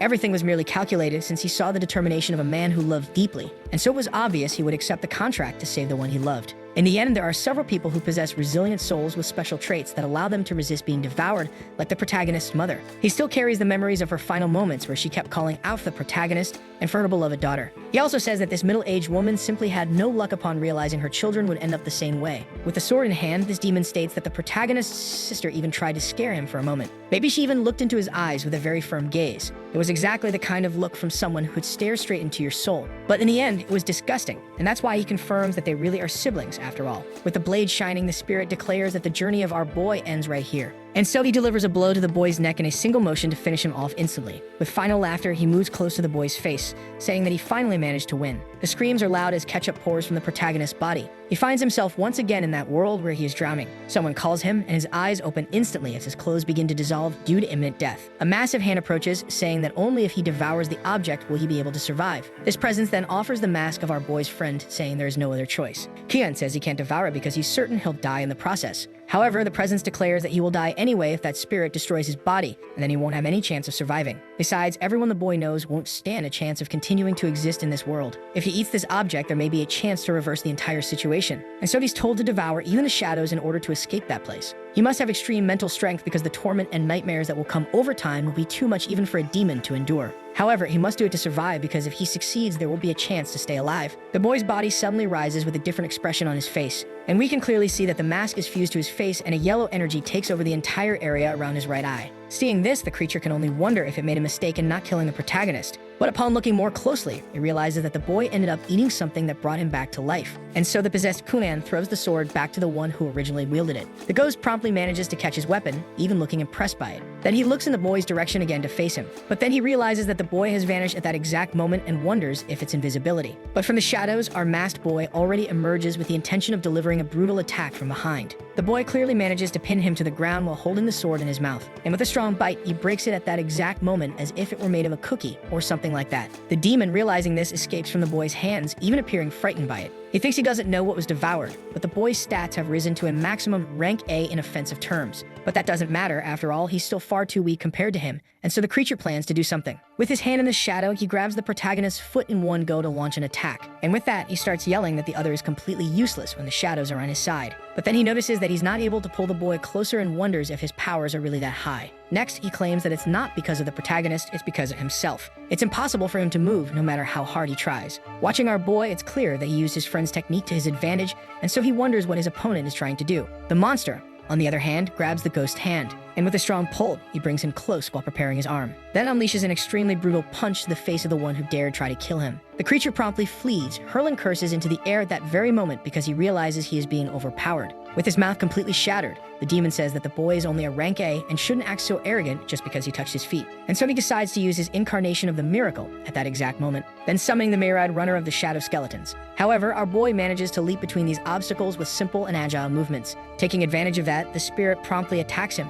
saying that it's finally over now. With a smile, he declares that even if the boy devoured the girl's mask, unfortunately a rank A will still be weak compared to him. But then he realizes that what he struck was merely a copy created by the bubblefish spirit. Looking back, fear is visible on his face at that exact moment, because our protagonist is beside his companion Maiju. Realizing this, the demon promptly declares that the pink-haired girl's mask is something he must not take, and so he orders them to stop immediately. However, our boy simply prepares to devour her with as much disdain as possible, so the demon doesn't stand a chance of stopping him. In the distance, two people are watching the situation, and a girl calls out to the head of the department, questioning what's happening. This older man tells her to see for herself as a battle between two S-rank individuals is truly a clash between monsters. He then says to call the other commanders from the 6 hunting guilds to observe the scene, and if necessary, he himself will assist the boy. With that understood, we see another corner of the forest where a drone is flying overhead. Inside this object, a camera has been embedded to observe the scene. Other members from another guild state that he has already devoured a total of 4 masks, thus historically surpassing all previous experiments. However, the woman present affirms that this is the person chosen for her assassin guild. The difference between them is that normal players receive missions to defeat evil spirits, while they are given missions to hunt people. Both end up evolving in such distinct and different ways, which is why they are hated. And at this moment, the protagonist is chosen by the Assassin Guild, with his destiny being to become the king of that place. The man promptly orders his subordinate to get out of there as quickly as possible. And so we see the shadow attack the drone, destroying it instantly. The spirit thinks it is being suppressed by someone who is nearly at S rank, and his shadow manipulation is his final trump card. However, against the 7 abilities the protagonist has, it will be a difficult situation to gain an advantage or find an opportunity for a clean escape. There are 2 ways to escape, one being to use shadow teleportation, which is not the most viable, because having to move from one point to another can be dangerous due to the power of that pink-haired girl who might catch him in transit. On top of that, his enemy has teleportation via wind, acceleration, and immobilization, so it's impossible for him to easily escape the shadow domain. The second and better method is simply to wait to be pulled back into the realm of eternity, where our protagonist will follow him. Upon arriving in this world, humans are given a mission to defeat a spirit similar to theirs, and if they join with another S-rank creature, then they will survive. This is the best chance he has, so he will stay on the defensive to try and resolve this situation. Our protagonist tries to attack from behind, but is easily blocked by the absolute defense of this demon. Soon, the creature explains that even if he uses the bubble fish illusion, it will end up being useless because his domain is impenetrable. However, our boy promptly says he will use the miracle of the incarnation of the god of luck. Following that, he uses the wind god Boreas at the same time, further frightening the ghost watching the scene. Our boy lifts just one finger in the direction of the monster in front of him. Then he unleashes the north wind, fired with a gigantic energy that engulfs the entire burning scene at that very moment. From behind where the demon is being thrown, our protagonist promptly appears to finish the situation once and for all. However, he ends up being stopped by the shadow domain coming from that filthy demon who wielded a sword. Having escaped the situation, the spirit promptly states that even though the other is S-rank, his combat experience is still very limited. For a long time, the young man repeatedly tried using illusions to lure him, but he didn't even dare get close to the shadow domain. Even if he keeps sending these illusions, after some time they will all end up being destroyed, no matter how long it takes. He can keep doing this all day without delay while our protagonist observes. But suddenly, he notices something that terrifies him immensely, because the boy is surrounded by a purple aura all around his body at this very moment. He then remembers that this can only mean one thing in this situation. It is the incarnation of the miracle of that sleepy girl in the cloak. Feeling a touch on his shoulder, he turns around completely frightened and ready to strike. However, our protagonist uses the paralysis spell again so that he cannot move. The demon realizes he's immobilized due to this being who is stronger than the girl before. However, he thinks that thing in the sky is nothing more than an illusion made from memories, and that the protagonist's body was actually hit because of his domain. And so he smiles, saying that he has enough practice and combat experience to explain why his shadow domain is called impenetrable defense, because it attacks any form of life that enters the area as a high priority enemy. The spirit promptly begins to move, realizing that he has finally managed to strike our boy. Then he starts shouting for him to see the difference in their combat levels at this moment. He says he will return the same words to him, that he deserves to lose above all else. However, suddenly our boy's hand pierces through the shadows all at once. This makes the creature widen its eyes once again in shock, because our protagonist survived all those attacks and uses the paralysis spell once again. The boy simply removes his dirty cloak while the creature realizes he took all the hits from his domain head-on. Possessed Kyun promptly stretches his hand backward in a motion easily understood. With his weapon in hand, the creature prepares to deliver an extremely powerful blow to the demon in front of him. The spirit is instantly terrified and curses in his thoughts upon realizing he cannot even move a muscle due to the paralysis spell cast. However, the protagonist's blade simply touches his shoulder in a surprisingly gentle, almost premeditated way. Frightened, the demon questions what is being done, as he doesn't understand what is happening. But after thinking for a short moment, he realizes that the situation has just gotten much worse due to what our protagonist says next, which is the fact that a countdown has begun from 1 with that single attack from our boy. The second strike is promptly delivered with the same intensity, so as not to harm him unnecessarily as he is merely building up. And the spirit realizes these are the 4 guaranteed death strikes and starts sweating cold to the point of feeling his skin peel off his body. With the third strike delivered, the boy throws his arm back with extreme confidence, preparing to deliver the final blow and end this fight once and for all. We are taken to a scene where we see the protagonist's friend sinking, with someone begging to be saved. The girl recognizes her as her friend Ning Lan, who is there at that moment. However, this person ends up choking her, questioning why everyone around her died and only she survived. And in a demonic tone, she declares that now she will take her to die together, where they will go to hell, thus bringing the torment of the realm of eternity to an end and putting a stop to all the girl's nightmares. But suddenly she wakes up after being so injured. Rising up while spitting ketchup, she declares that she's not dead and realizes she's not in the realm of eternity at that moment. She quickly reasons that the sword ghost didn't have time to finish her, so someone must be fighting him and wonders who it could be. Until suddenly she sees our protagonist in the area about to finish the creature in front of him. But when she looks at him, it's clear that he's not the Kinan she knows, as he resembles the aura of the chief commander of the place. Suddenly we hear the 4th strike, and a white light begins to form throughout the entire area, frightening everyone. Quickly, a jet resembling black and white ink is fired a single time as a final attack. The girl notices that the shockwave feels strangely familiar. It's the same strike that marked the faceless demon when they first met. Even so, it's a terrifying power with immense destructive capacity in our boy's hands. After that, the protagonist begins to breathe heavily, kneeling on the ground completely exhausted. His mask starts returning to its normal state as he coughs as hard as he can to expel impurities, which are in fact the masks of his friends that fall to the ground even after having been devoured. The ghost in front of him says he made a splendid attack, but it was frustrating to see the end. If he hadn't hidden in the shadow at the critical moment, he would probably have been disintegrated on the spot, and that failure will only bring him death. Since the sword user is classified as an S-rank soul, these injuries aren't enough to kill him and will soon regenerate in a few minutes. He managed to reach the edge of his level, but due to his physical wounds, the young man will end up unable to use as many divine powers as before. However, it is admitted that the method of devouring others' masks was extremely desperate, but he was really lucky to have managed to cause so much damage in the end. However, our boy won't have the chance to use that ink again because he won't even be able to move. Assuming that the boy's luck has finally run out and pulling out his broken sword, the demon declares that he will take the life of the man who nearly killed him. Promptly, the spirit prepares to attack our protagonist head-on with a thrust coming from above. Tense, the boy can only watch the blade coming toward him without any kind of hope. But suddenly we see that the spirit's consciousness has been taken elsewhere, leaving him partially confused. With wide eyes, he can only question what is happening at that very moment. He wonders what this place is until he hears a voice saying that he really thinks he'll be fine after taking a hit from that ink. The demon promptly asks who is speaking, until suddenly he sees a giant hand holding a brush in front of him, as if it were the manifestation of a monster itself. The voice quickly understands that the name Sword Ghost is not real, but affirms that it will be enough to take at least half the life of this trash that is present. As soon as the sword hits the ground, the voice commands this villain to vanish into nothingness. Our protagonist, watching the scene, can only wonder what is happening as he doesn't understand. The creature kneels on the ground, breathing heavily, as he can feel his life being drained. Suddenly, his throat starts to swell as if something's about to come out. And so several crystals end up being vomited from within the creature that devoured human souls. Promptly, the ghost begins to vomit more energy in an extremely painful way. His entire body exhales the energy he had absorbed from all the human souls he had consumed. Our boy wonders what is going on, as he believes the last blow shouldn't have hurt him that much. When it finally ends, we see that a mini hurricane has formed with a dark energy in the sky. The spirit continues breathing heavily while his form has been degraded. Sweating from exhaustion, he starts cursing our protagonist as much as he can. Then he screams that he's the only one who deserves to die in this entire situation, declaring that he will kill him as quickly as possible. After all this time, this spirit managed to at least break the S-rank limit and still ended up defeated because of the protagonist's dirty methods. However, this man still ends up victorious in the end without noticing a hand approaching. It is an attack coming directly from Chen Fi, who strikes the creature in front of her with force. She then calls the protagonist, saying the creature is vulnerable and that she wants the mask as quickly as possible so they can end this situation. The demon jumps back, realizing that the girl didn't die as he had previously thought, and he reasons that they are always ruining all his plans like cursed parasites feeding off his food. The girl promptly prepares an extremely powerful attack coming directly from the heavens toward the creature. He tries to block it with his arm but fails as he is too weak after all the previous blows. Realizing this, he states that he can't even withstand another attack from an A rank, so his death might be near. The girl promptly considers using her ability to freeze the spirit before he can escape into the shadows, but she realizes it might already be too late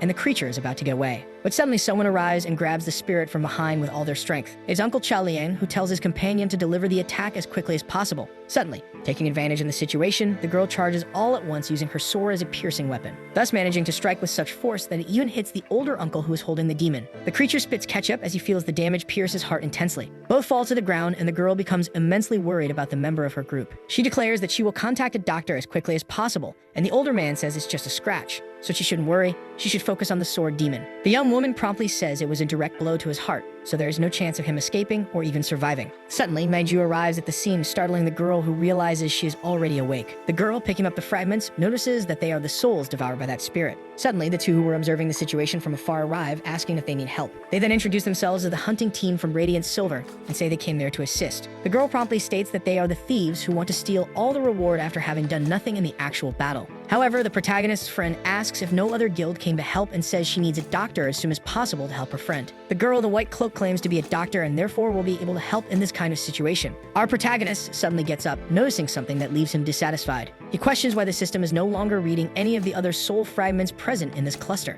to which the young woman replies that a total of 26 were regurgitated and all of them have already been read in the end. The most important ones, which were his sisters and Professor Shen Pan's, were also just read. But the boy says that's not enough, confusing the young woman who doesn't understand what he means. Kiam screams in anger that his mother wasn't mentioned at any moment, and that leaves him completely desperate. Suddenly, a portal appears, confusing everyone at the scene because it's unusual. And suddenly, the spirit jumps in that direction, letting out a sigh of relief. The girl questions what's happening. After all, that shouldn't be possible since the creature's heart was pierced. Calculated, the demon states that he waited for the right time and the realm of eternity finally came to take him home. Our protagonist may have won this battle, but the ghost still hasn't lost altogether. and the time will come when he will slaughter that sword girl to make her pay once and for all for what was done. Our protagonist suddenly begins to rise, shouting for him to stop. Holding his sword with extreme aggression, he declares that he wants back what belongs to him. With tears in his eyes, he can only curse that demon, demanding that he return his mother's soul as fast as possible. Everyone tries to stop him, but the boy charges forward using his acceleration ability at that exact moment. His companions warn that the portal will lead to an unstable dungeon, and he won't be in the same place as that demon.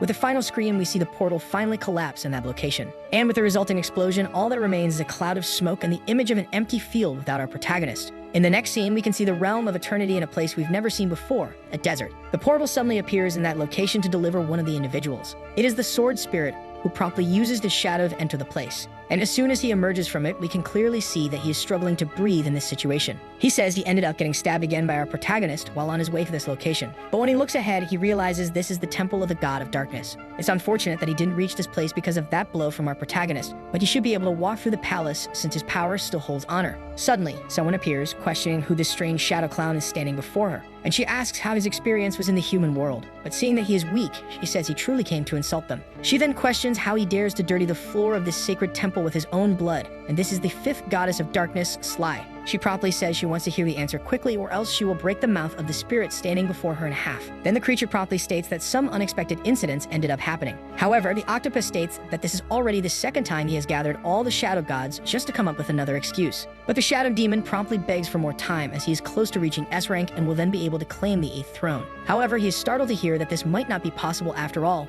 He won't last that long. Suddenly, a creature appears behind him. It's Castrella, who is to eliminate the intruder immediately. The god says this simple guard is only at the peak of a rank and therefore should be able to entertain him. But he questions why this arrogant being can't even move in front of him and says that the other doesn't deserve the 8th seat. It's said that if he wants to run, he can do it as fast as possible, but he should keep in mind that he is still a clown in this place. Soon, the sword demon shouts at the god, telling him not to be so arrogant because in 3 years he would be able to surpass him quickly. But with one final insult, we see that the creature has already made the decision to simply execute the insolent one before him. The system informs that all items have been sent to the god's inventory, who then declares that there are no last words for him. Next, we see another place in the realm of eternity, a stable dungeon of the deep sea. Our protagonist falls into that location, feeling slightly tired. Promptly, the screen appears explaining that he won't be able to leave until he completes the objective, and some potions were given as a way to adjust in this 1 minute. The boy promptly grabs the flask while thinking that he should have finished that creature at that exact moment before being pulled into the portal. And as soon as he consumes it, he thinks he needs to calm down a bit to better think through the situation. He soon says that his intuition was correct after all. A rank B dungeon is prepared for players at his level, so the highest level won't surpass that of the player. According to the general design, the creature should not exceed rank B, nor be lower than rank D. As he is someone from rank E, then he should have enough strength to fight rank D monsters and therefore survive without any difficulty. In other words, his focus should be on the weakest ones to gain experience and then move according to the difficulty. He was really hurt, but the potion healed him completely, so it can be said that now he has a total of 3 lives. His plan should focus on easy and isolated targets, so he's going to start subtly. Suddenly, the countdown ends and a wave suddenly forms. And it makes our boy confused upon realizing that his oxygen will be limited. Since it's been detected that the young man is currently in a dungeon, it is said that he can use a different vision mode. Promptly, the young man decides to accept, thus activating this function. And it can clearly be seen that now his perspective looks a lot like a video game, and he says this is quite useful. Far from there, he notices something suddenly approaching. Hiding behind a rock, the boy wonders what rank the monster approaching might be. And as soon as it appears, we see that it's a rank E shell with hands being at the same level as him. The system informs that his oxygen will be consumed every second depending on his actions, which the boy immediately understands. After all, he's still human. But then he says he must follow the plan to defeat that creature, so he uses his invisibility together with his acceleration. Judging by the shape of the creature, it's said that it might have good defense, but it can't see him, so this is the moment to attack it. But suddenly, something ends up approaching, catching his attention. Looking in that direction, he wonders what is coming from behind. Suddenly, a harpoon ends up hitting the monster below, even though it was aiming at our protagonist at that moment. Soon, the boy wonders if there are fights among the others, and the system informs that he's been hit by a little bit of water poison. The boy reasons that the dungeon shouldn't have monsters attacking each other, so it's said that the focus is not on the other creature, but instead on our protagonist, who manages to dodge another strike that barely misses him. The creature is a C-rank ghost fish, and the young man realizes that even with his invisibility active, he's still visible to the monster. The system tries to inform him that his oxygen is already below 60%, so he must act quickly. We then return to the human world, where we see the massive burning of the forest. A man approaches, rudely asking if that boy belongs to their group. The woman replies that he only wanted to join the hunting team, but since he found his mother's soul fragment, he probably won't want to join anymore. Realizing this, the older man says they could make a deal so that both sides come out with an advantage. The girl is confused by this, as she understands it might be harmful in the end. The man says that today's events have resulted in a major problem for the human world, and because of that, all the guilds are getting into trouble due to the revelations. If the public and the police demand explanations, then they can help by cleaning up this entire mess so that they'll be left alone. However, he states that Qianyi must in the end be allowed to join his team and thus become part of his guild. Suddenly, a stranger says that this executive really carries an air of dominance in his words and actions. However, the girl narrowly escaped death, and so it could be disadvantageous to take advantage of her vulnerability, this being the leader of the Serpent Guild. The older man then asks if he doesn't want to recruit the child, to which the other says yes, but that he has better offers. He then says they'll help with the whole situation and offer 200 A-rank black ghost stones. These are extremely rare and not even big guilds are able to possess them, so it's not a number easily obtained by anyone. It was heard that the head of their guild is having problems and therefore can't represent them, and that Chen Fei should be the one to speak. The girl says this is extremely irresponsible because they're simply using the young man as an object and have no real interest in bargaining for someone's life. She says she appreciates the efforts that will be put into healing and cleaning the area, but the rewards should be saved for another day. But suddenly, someone begins to laugh seriously at everything that was just said. It's Meg Ju, who finds it laughable that they're offering gifts to a dead man who entered a B-rank dungeon. Then with a serious tone, she says that Qianyi even dared to risk his life and existence for her protection. So anyone who wants to use him as an object better be ready to have their skull split in two. Back to our young man, he thinks there's no need to keep using invisibility since he can be seen anyway. Even though it's a C-rank spirit, there's still a chance to find a visible weakness. And he states that no matter how tough the body is, if he hits the eye, he'll likely be able to cause damage, even if it's superficial. However, he realizes that the enemy is extremely slippery, and his weapon underwater is much heavier and harder to handle at full potential. He soon notices that the monster's tail has retracted and another attack is coming his way, so he can't dodge. But by using his sword with great skill, he's able to block the strike in one move. He then thinks that it was extremely difficult to perform that last action,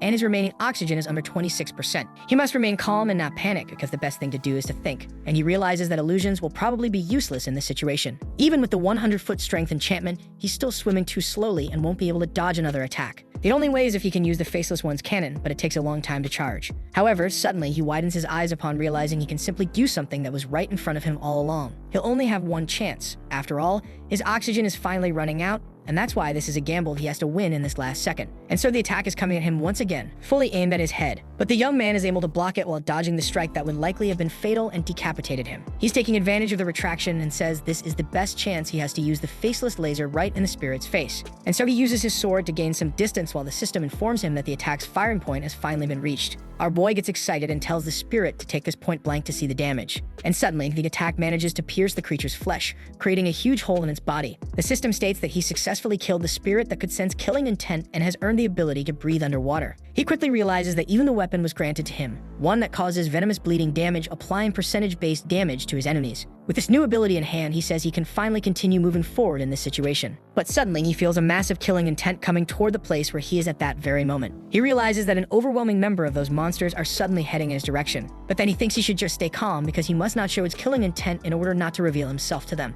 All he needs to do is imagine himself walking through the water as if he were inside an aquarium tunnel so he won't be attacked. With this sudden break in his killing intent, he pauses to reason what could have made all those creatures come in his direction. He then realizes that it's a rank B hunter shark, the boss of that area. The young man observes this, realizing the killing intent of that monster is high and wonders if this is part of the sword ghost's plan from earlier. But suddenly, something flies through the air and pierces the fish's chest. And the system congratulates our boy for having completed the dungeon, saying that he can return to the human world through the boss room's teleport. The boy observes this scene confused, realizing that it was stones thrown at the creature that managed to kill it at that very moment. We then see someone arriving, stating that he doesn't seem to be any kind of black ghost or one of the gods. And the newcomer orders him to start explaining how he managed to enter his personal dungeon at this exact moment. The man promptly says they should talk once they're out of the ocean and tells them to head to the boss room. He asks if this is his first time in dungeon, to which the boy says yes, since he was trying to chase a ghost that ended up being pulled into a portal. The newcomer realizes the boy must be of a very high rank to end up facing someone so far above his level to accomplish such a feat. However, he's told that the boy is only rank E, which draws the older man's curiosity as he asks if he's at least in someone's guild. The boy says he was receiving support from Black Eagle, and her leader wanted him to join, but he only wants to recover his mother's and sister's souls. Realizing this, the man notes that the protagonist is probably being used as a pawn in the plans of that miserable man. He then asks if the boy has any water-breathing potion, and he's surprised to hear that the boy doesn't need one because he already killed a fish-type ghost and learned the ability to breathe underwater. Thinking deeply, the man pauses and then asks if the boy is a disciple of the god of hell, and afterward wants to know his name, which is answered Qianyi. This draws even more attention from the newcomer, who ends up surprised. Laughing, he says he arrived at the right time, the right place in the end, leaving our boy confused. It is soon explained that this is Ping Yan Chuan, an independent S-rank hunter, and he's going to buy a drink for the protagonist so they can talk. Outside, we see two girls watching, saying that their boss still hasn't come out of the place. Then they say that an S-rank shouldn't have any difficulty clearing a B-rank dungeon like that, and her companion says they better be careful, as this could be taking long due to some kind of problem. Suddenly, the man appears, saying the boss was running all over the area, so it took a while. The two girls ask if he got the rewards, and he says yes, but there was nothing of value in the entire place. And the redhead, on the other hand, says the man smells like fish and therefore should take a bath as soon as possible. Ping calls our protagonist over, saying all those girls are his teammates, and since they've just come out of the ocean, it's better for them to talk in the bath. Sometime later, we see a sauna where the two are together, and the older man finally understands the entire situation. He says that if the King of Hell hadn't helped, then probably everything would have gone completely differently from how it happened. The man states that he is investigating an assassin organization and therefore wants the protagonist's help, and in return, he will help him get the fragment of his mother's soul. The Black Eagle Guild is probably using him as some kind of pawn, and even if he joins the guild, they'll keep him on the hook to keep working. However, this is the #1 independent hunter, and he has enough power and resources to put a bounty on the dark web, so it will be easy to find. But suddenly, in a comedic tone, he says he was trying to be a nice guy and his cigarette went out, confusing our boy who doesn't even understand what the situation is about. The man realizes that the situation is really complicated. After all, the protagonist's sister is someone who's already been under investigation by that guild for a long time. Soon, the boy gets confused, questioning what is being planned as he doesn't understand how his little sister is involved in this situation. But Ping tells him not to get so desperate.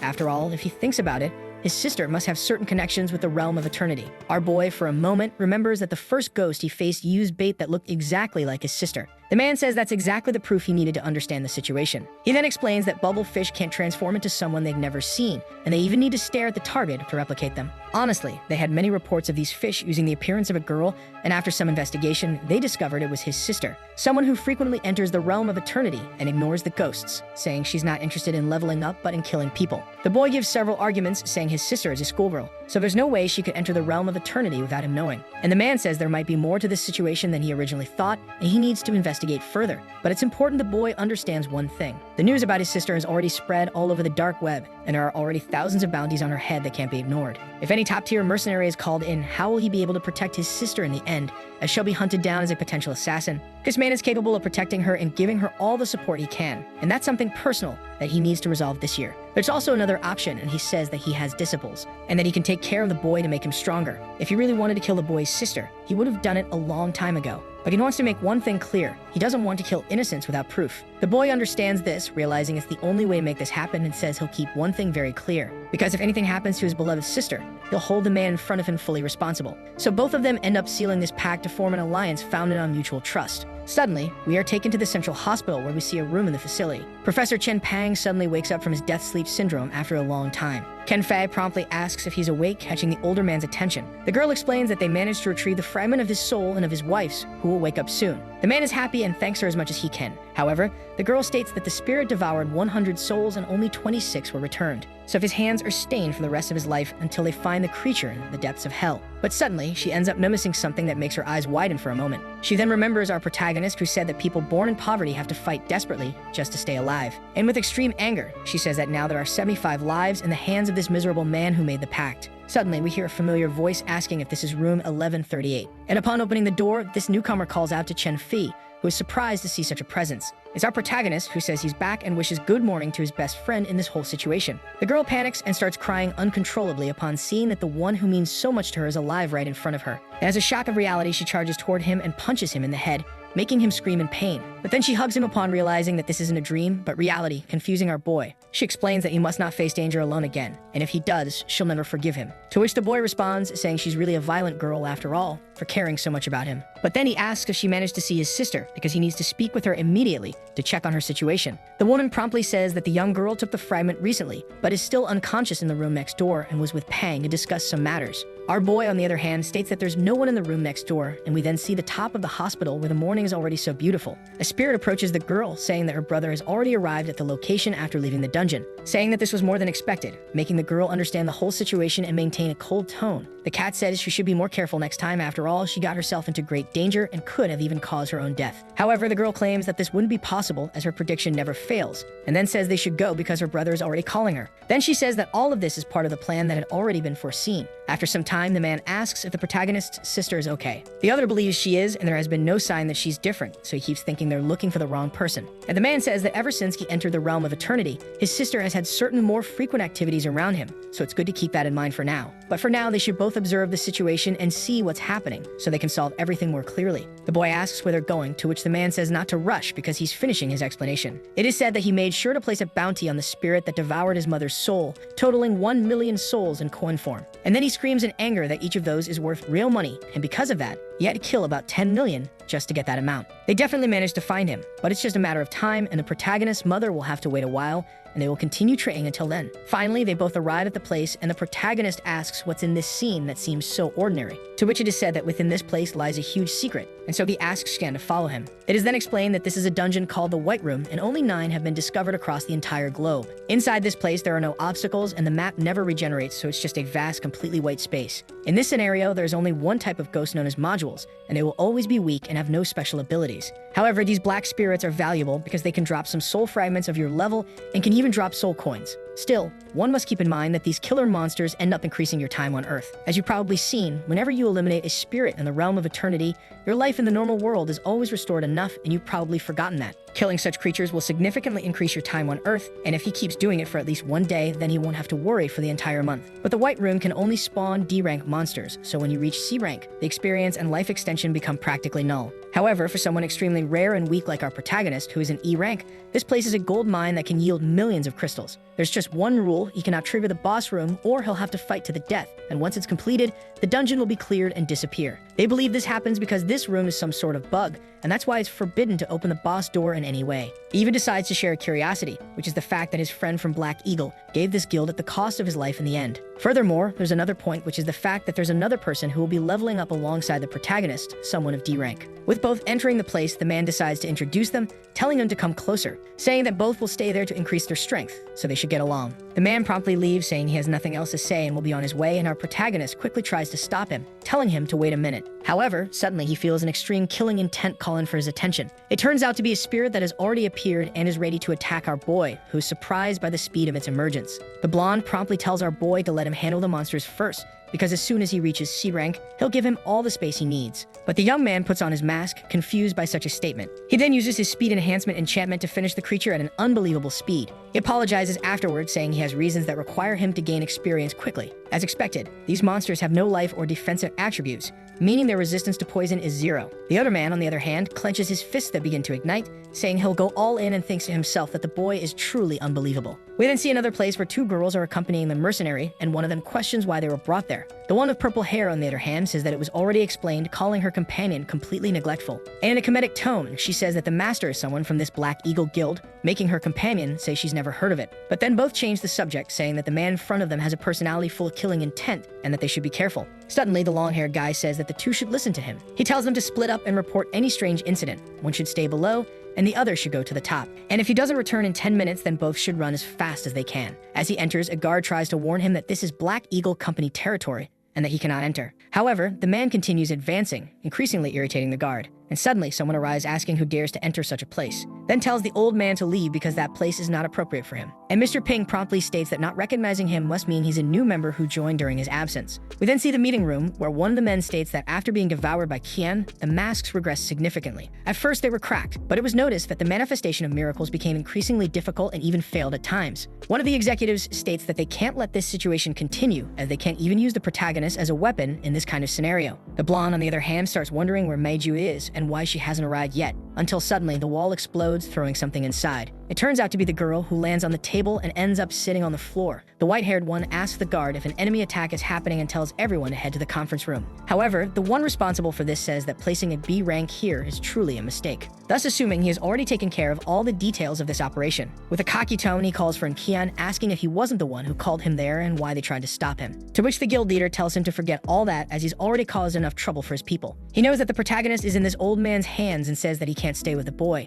To which Ping replies that the young man is not an object, and he remembers that the blonde even stole his guild in the past. Taking off his glasses, the younger one says that he's touching a deep wound caused by a past that he himself committed. Shenfei arrives at the scene, saying he's late and asks what's going on, until suddenly his eyes widen as he recognizes the person in front of him. He then calls him Captain Ping Yan Chuan, We see an image from 2 years ago where they meet in the realm of eternity. The girl tries to warn him that Team A can no longer handle the vast number of A-rank black spirits and therefore needs help. And the young woman observes the entire scene, realizing that all those high-level spirits ended up being killed by the captain alone. She then says that the situation is critical and they must arrive as quickly as possible, and asks if they should at least send a retreat request. But the older man promptly states that he will personally support the team and she should stay there. He then says she must not enter any direct combat and, if necessary, will use her miracle incarnation to protect herself above all else. She even tries to refuse, but the man says these are strict orders and cannot be disobeyed. We then see another part of the realm of eternity, where there is a mountain split in half. One of the men states they can no longer hold back all the creatures and wonders where Captain Ping is. More than half of them are already dead or injured, so they can't hold out much longer. It is said that once they retreat, Captain Ping will likely arrive with an entire army to clean up the situation. However, until then, they must focus on strategies to stay alive and, most importantly, ensure their safety while carefully retreating. But suddenly, someone appears at their rear without warning, and a woman looking back wonders if it's her brother, the captain. She realizes it's actually a faceless A-rank spirit, and along with it, an entire horde has arrived at the location to begin the attack. With that in mind, the woman thinks she has no choice but to use her miracle incarnation, though she hasn't fully mastered it yet. But suddenly, a laser cannon flies past the side of her face, nearly decapitating her in the process. The attack ends up hitting the other members of the group, who let out desperate screams. Realizing this, there is no more time for hesitation, so she activates her miracle incarnation. It is of the god Gani Ganji, the spirit of water, saying she will sacrifice 80 to manage to kill 100 of them. And the dragon-like creature says that none of them will be able to take even one more step. Then, independently, the beast begins unleashing a massive water jet to eliminate all the monsters and ghosts in the area. The woman, on the other hand, thinks she can't hold out much longer. Maybe even 5 minutes won't be enough, so 2 minutes is the minimum she can endure until the end. Until suddenly someone arrives, touches her shoulder, and says it was a fine job. It's Captain Ping, who says he will take care of the rest of the situation for her. We then see 2 days later where someone is shouting that the entire group was saved thanks to the water girl. However, the voice states they cannot change their objection that they lost a lot of money due to the irresponsibility of the woman who used her miracle incarnation. According to what was witnessed before Captain Ping's arrival, the young woman prioritized preserving her own life over that of her allies. Thus, they decide to exile her and keep Ping Yan Chun in the team that the girl used to command. Confused, the voice questions why he wouldn't want her, to which it is said he is sacrificing many people just to support Qian. This old man even managed to observe that the blonde was having a conversation with a strange person from the realm of eternity.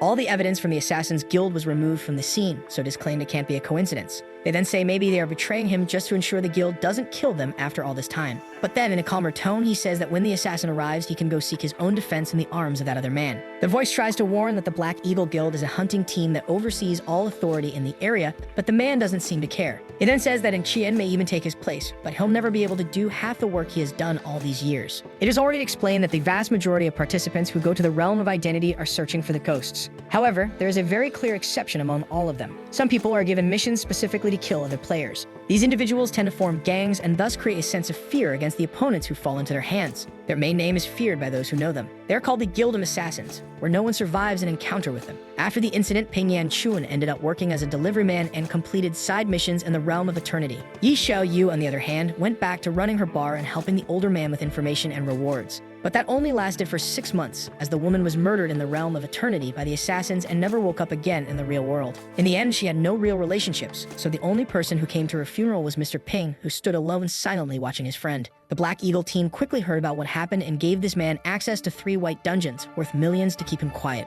Over the next 2 years, the evidence began to gradually disappear and Ping slowly distanced himself from the investigation. That is, until the protagonist's sister started to grow suspicious, giving the old man a glimmer of hope. Suddenly, the older man with a mohawk appears, saying that 2 members of the original team were killed in the real world. The blonde man says his colleague is highly suspicious of him, so they should go together this time to try and find some evidence. The man with blue hair promptly says they'll see what kind of tricks will be used to cover for him this time. He also asks Shen Fi to come as well so they can have a witness. As they get closer, they're told that the police are already intervening, so they need to observe from a distance. The older man senses something is wrong with the entire situation. That's because the Guild of Assassins only kills in the realm of eternity, and to target their victims in person would require tremendous effort. So he wonders if this was just an accident, since that's not how this guild typically operates. Everyone involved was wearing rank B masks, and it could have even seemed like they were trying to take on some armed thugs. Payne begins to question what exactly they're trying to accomplish in the real world, but then suddenly something catches his attention, making him look in a certain direction. It's the protagonist's sister, apparently hiding among some clothes nearby, and she clearly already knows those 2 men are present at the scene.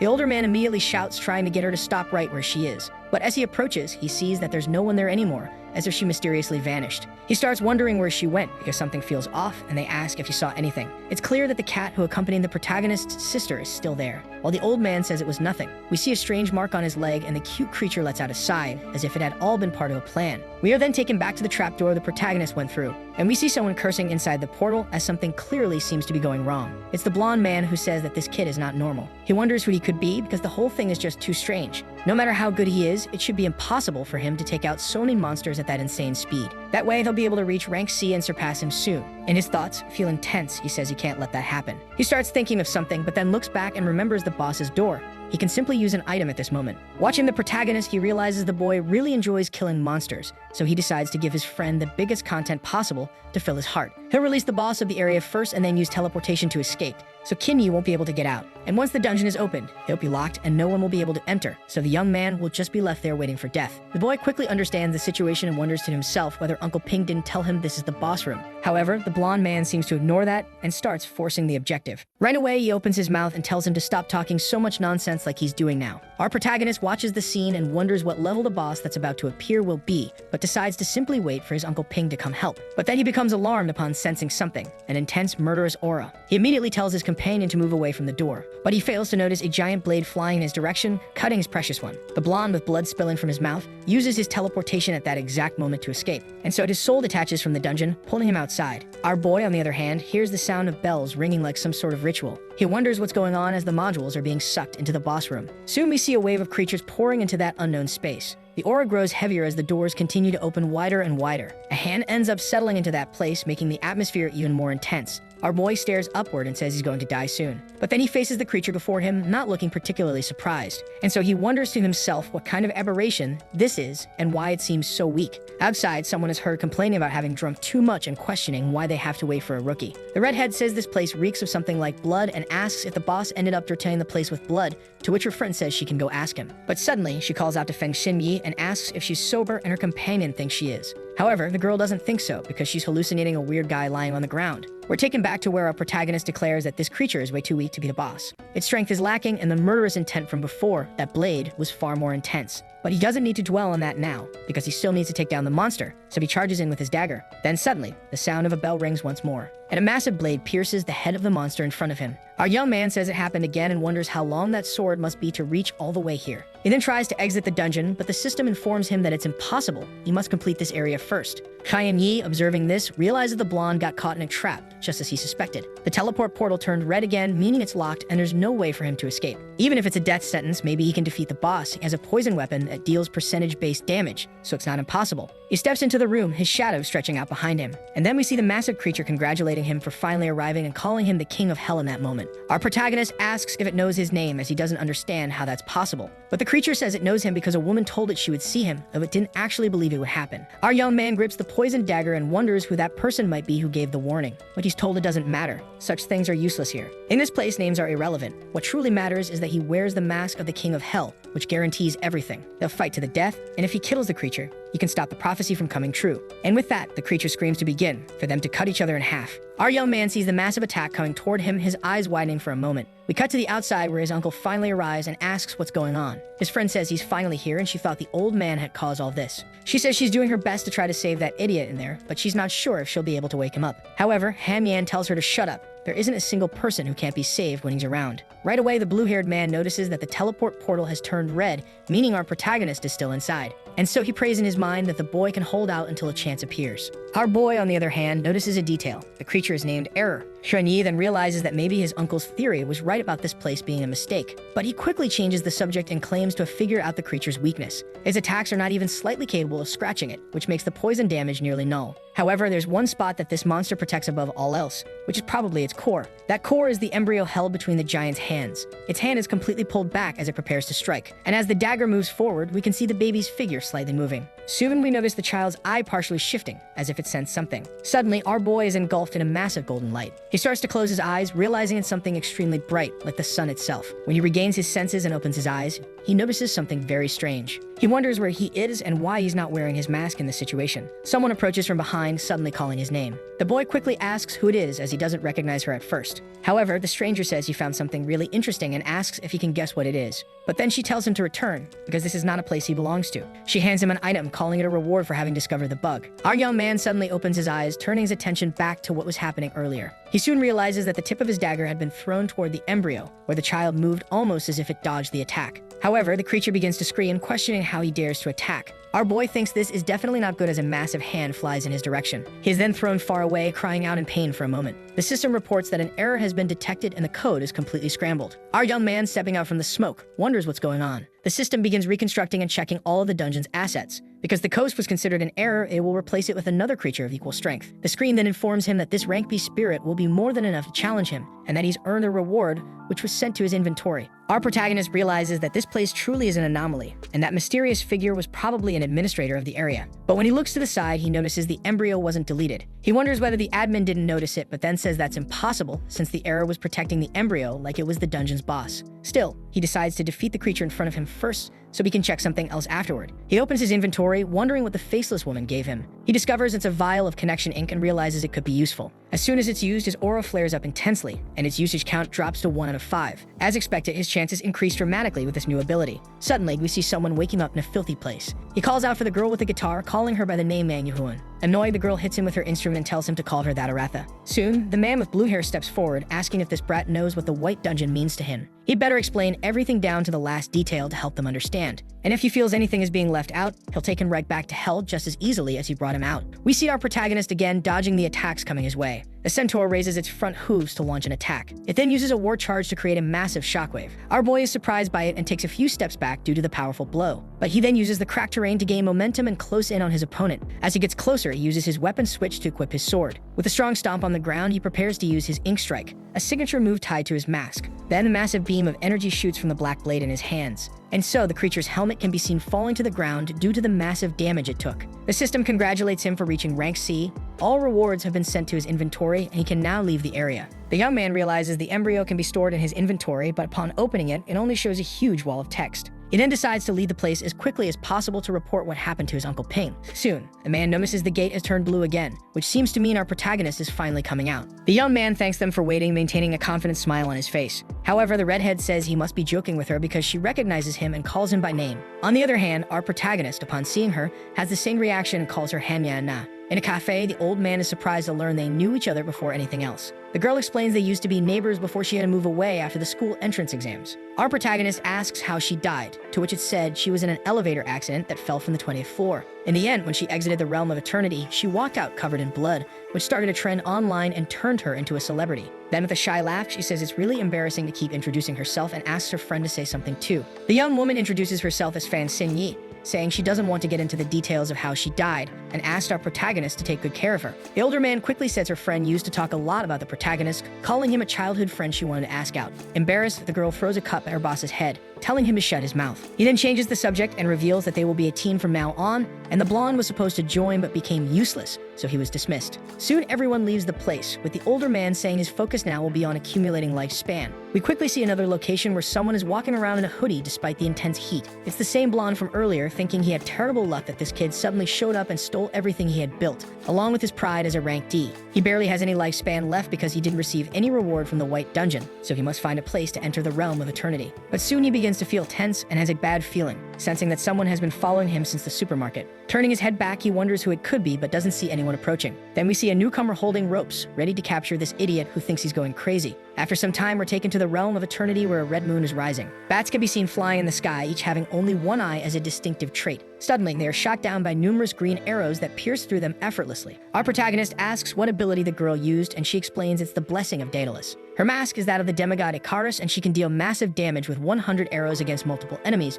but channeling all that power into a single shot consumes a lot of lifespan. Our protagonist asks what that is, which surprises the healer, as he managed to survive without knowing it. It's explained that this is the time he has left before entering the realm of eternity, and inside the place, it recovers gradually. However, dealing damage or taking any action drains a large amount of this time, and he might not even be able to use his abilities. The main reason it's called lifespan is because if it runs out, you die, and that forces anyone to be cautious when using their powers. Around them, something is seen moving along the ground in their direction. It's a red hand slowly approaching with caution, but then it suddenly leaps toward them, saying they won't be able to say a word in its presence. However, our boy turns around upon sensing its murderous intent and strikes with his dagger, saying the enemy has already arrived. Raising his foot, the system announces it's activating one of the abilities from the realm of the dead. This is the War Stomp, which shatters the ground and causes massive area damage. And we can clearly see that he remains confident, keeping his eyes locked on the enemies. The redhead, on the other hand, plays her banjo, forming a melodic connotation. The system reports that the archer has received a boost in her attack power, and she gives thanks. With that done, she fires arrows at all the other enemies to eliminate them quickly. Once again, the redhead uses her banjo skill to create another melody. It resonates within the protagonist, increasing his movement speed,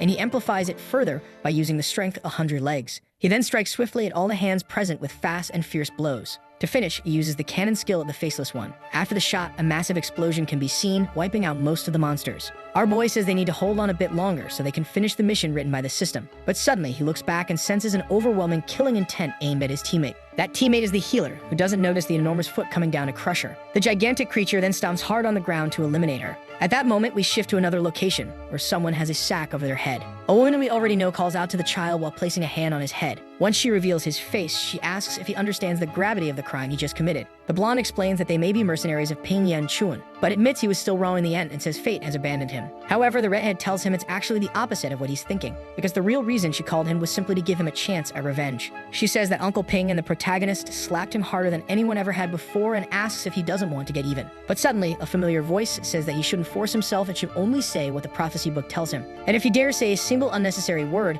he'll make sure he never speaks again. The smoke begins to clear, and we see the monster's form still there. But the girl was able to defend herself with a shield and says that this is not good at all. She then reveals she won't be able to hold on much longer, so the other two need to attack the leg as fast as possible. The archer understands and says she'll follow the order. She then fires 2 Daedalus arrows at the monster. The strike is powerful enough to create 2 massive holes in the beast. However, they start to fill with flesh in a bizarre and almost supernatural way. 2 hands then emerge from the wounds, leaving everyone confused. Soon, the hands come together in a praying position, as if something's about to happen. Then we see that from all around the edges of the shield, many other limbs begin to appear. Our protagonist tells his friend not to remove the shield and to hold on for as long as she can. We soon see something strange within that object. A crack is forming in its center. The hands pry it open, revealing a demonic eye in the middle of the limb. Our protagonist realizes that this is an A-rank spirit, making it extremely dangerous in this situation. The creature sprouts wings to hover slightly and fires a beam of energy. It releases all the light toward the shield, attempting to break it. Our protagonist wonders if he can use the connection ink at that moment. Then the girl tells everyone to stop staring at each other. She thinks of something and uses her skill to summon the Guardian King in attack form. The creature then creates the equivalent of 5 shields to protect them from the overwhelming energy blast.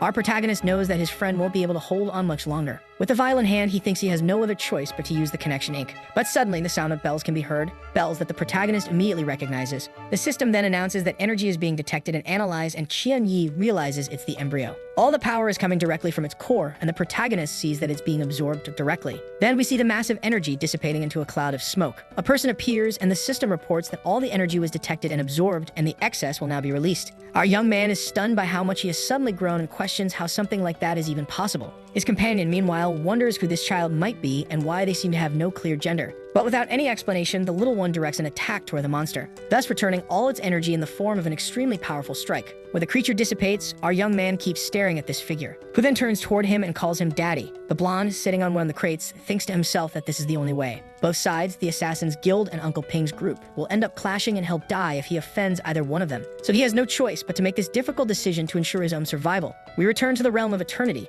where our protagonist notices that the little girl doesn't remember where she came from. She only knew she had once been in the form of an embryo and was waiting for someone, but she can't recall clearly. Our boy asks if the girl knows anything about the black spirit named Error that she was protecting, to which she replies it was created by her to protect herself, made from a combination of several random evil spirits, but the system wouldn't allow her to name it anything other than Error. Our boy asks her to calmly think if she has any memory of the administrator, but his friend punches him in the face, telling him not to interrogate the child like that. They don't need to be scary. The girl says she doesn't remember. She only knows her name is number 1, and that within the internal code of the realm of eternity, she can access it quite easily. It's something as natural to her as a bird learning to fly or a fish swimming in the water. Our protagonist thinks she's not lying since the system had said she was analyzing things right before that enemy attack. She's probably some kind of artificial intelligence that collaborates with the administrator, but for some reason was abandoned and placed under his care. Soon, someone approaches and asks where the girl came from, to which the response is that it's a long story. Uncle Ping then says they'll talk on the way because there's something urgent they need to do immediately. The man is soon surprised to realize this person is the embryo he obtained in the White Dungeon. It's really strange, but since it's a product of the realm of eternity and can be stored in the inventory,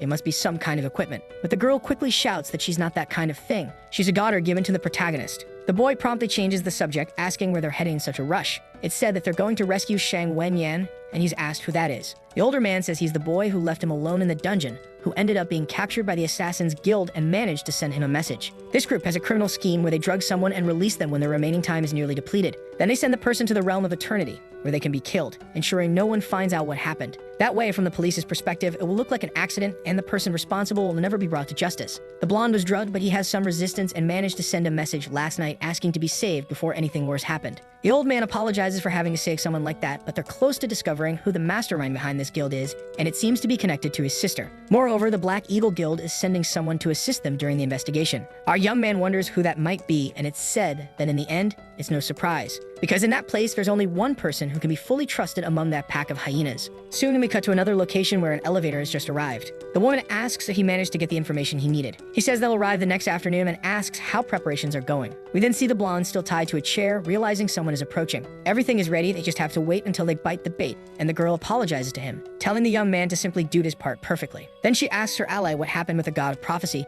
who says everything is proceeding according to calculations and nothing is off with the prophecies. The woman begins to laugh with a smile wider than usual. With a psychotic expression, she declares that with this, she'll be able to obtain the power of one of the 8 gods known as Kars. This is an entity from another world beyond Earth, and at the end of times, he fought against other gods. Of them all, Kars and the King of Hell were the strongest. However, when everything ended, the very deity who rules over the realm of the dead imprisoned him, and his fragments were sealed in a place that exists nowhere. If they follow the prophecy and defile the area, she will be able to turn the entire city into a dungeon that leads to that place. Then, by sacrificing Qian Yi, she can use the energy to break the seal and summon Kars. The one behind the realm of eternity cannot allow this to happen and will certainly appear in the form of that creature's mask. Once that happens, they only need to use the Hell King's ability to devour other masks and consume Kars at that moment. She asks how the preparations of that person are going, which confuses the scientist. He soon remembers who she's referring to, but the woman stops him from saying the name at that moment. She then says that his presence is the key to winning this battle. They must go down to find the girl with the prophecy mask to check the current situation. But someone approaches, saying she doesn't need to do that for one reason. At that exact moment, the white cat delivers a message to the woman. They have just arrived in the afternoon, just as the prophecy foretold, and will begin their operations the following night. However, they must be cautious of our protagonist, as his way of thinking goes beyond the scope and vision of the one who can see the future. With Qian Yi captured, they must retreat as quickly as possible to avoid prolonged battles. This cat is already ensured to mark Ping Yan Chuan, so that person can follow the mark and hold him. The woman understands, as they still aren't sure of this man's true strength. Soon after, we see our protagonist with his uncle at the airport. Then the older man says that the girl has finally arrived, catching the boy's attention. Ken Fee says they have no time to waste and must prepare the operation for the following night. We see the group gathered, and the old man begins to go over each part of the plan again. First, they must rescue the person known as Shang Wenyang as the top priority. Second, they need to investigate how the members of the Guild of Assassins were able to act. And finally, they must not eliminate anyone unless absolutely necessary. Our protagonist then realizes that the city is filled with a heavy killing intent reverberating through the air. The old man says they're probably setting traps, so they need to be on full alert. Suddenly, our protagonist senses something coming from above, heading toward him. An enormous demon lands in front of him and attacks, but he manages to dodge. The boy realizes it's a dark spirit that has come directly to his location. The creature moves swiftly like flowing water, but Chen Fei uses his whisper ability to paralyze it.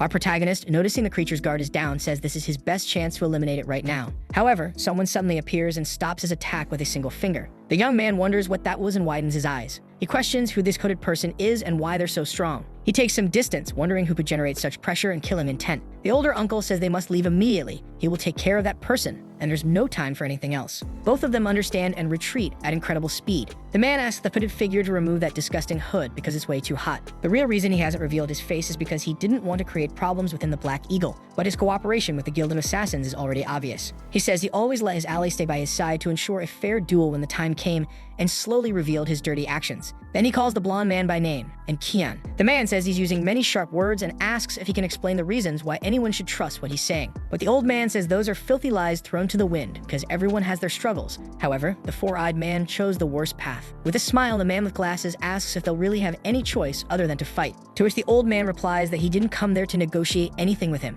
Our protagonist and his friend arrive at the hotel and say they're going to take the elevator to rescue the person on the 18th floor. The young woman quickly presses the button as fast as she can, so they won't be too late. But suddenly, the entire place begins to shake, and our protagonist can feel an overwhelming murderous intent in that moment. And so he shouts that someone is holding onto the top of the elevator. So the video ends here. If you don't want to miss the next part, activate the notification bell, and see you next time on Tob's channel.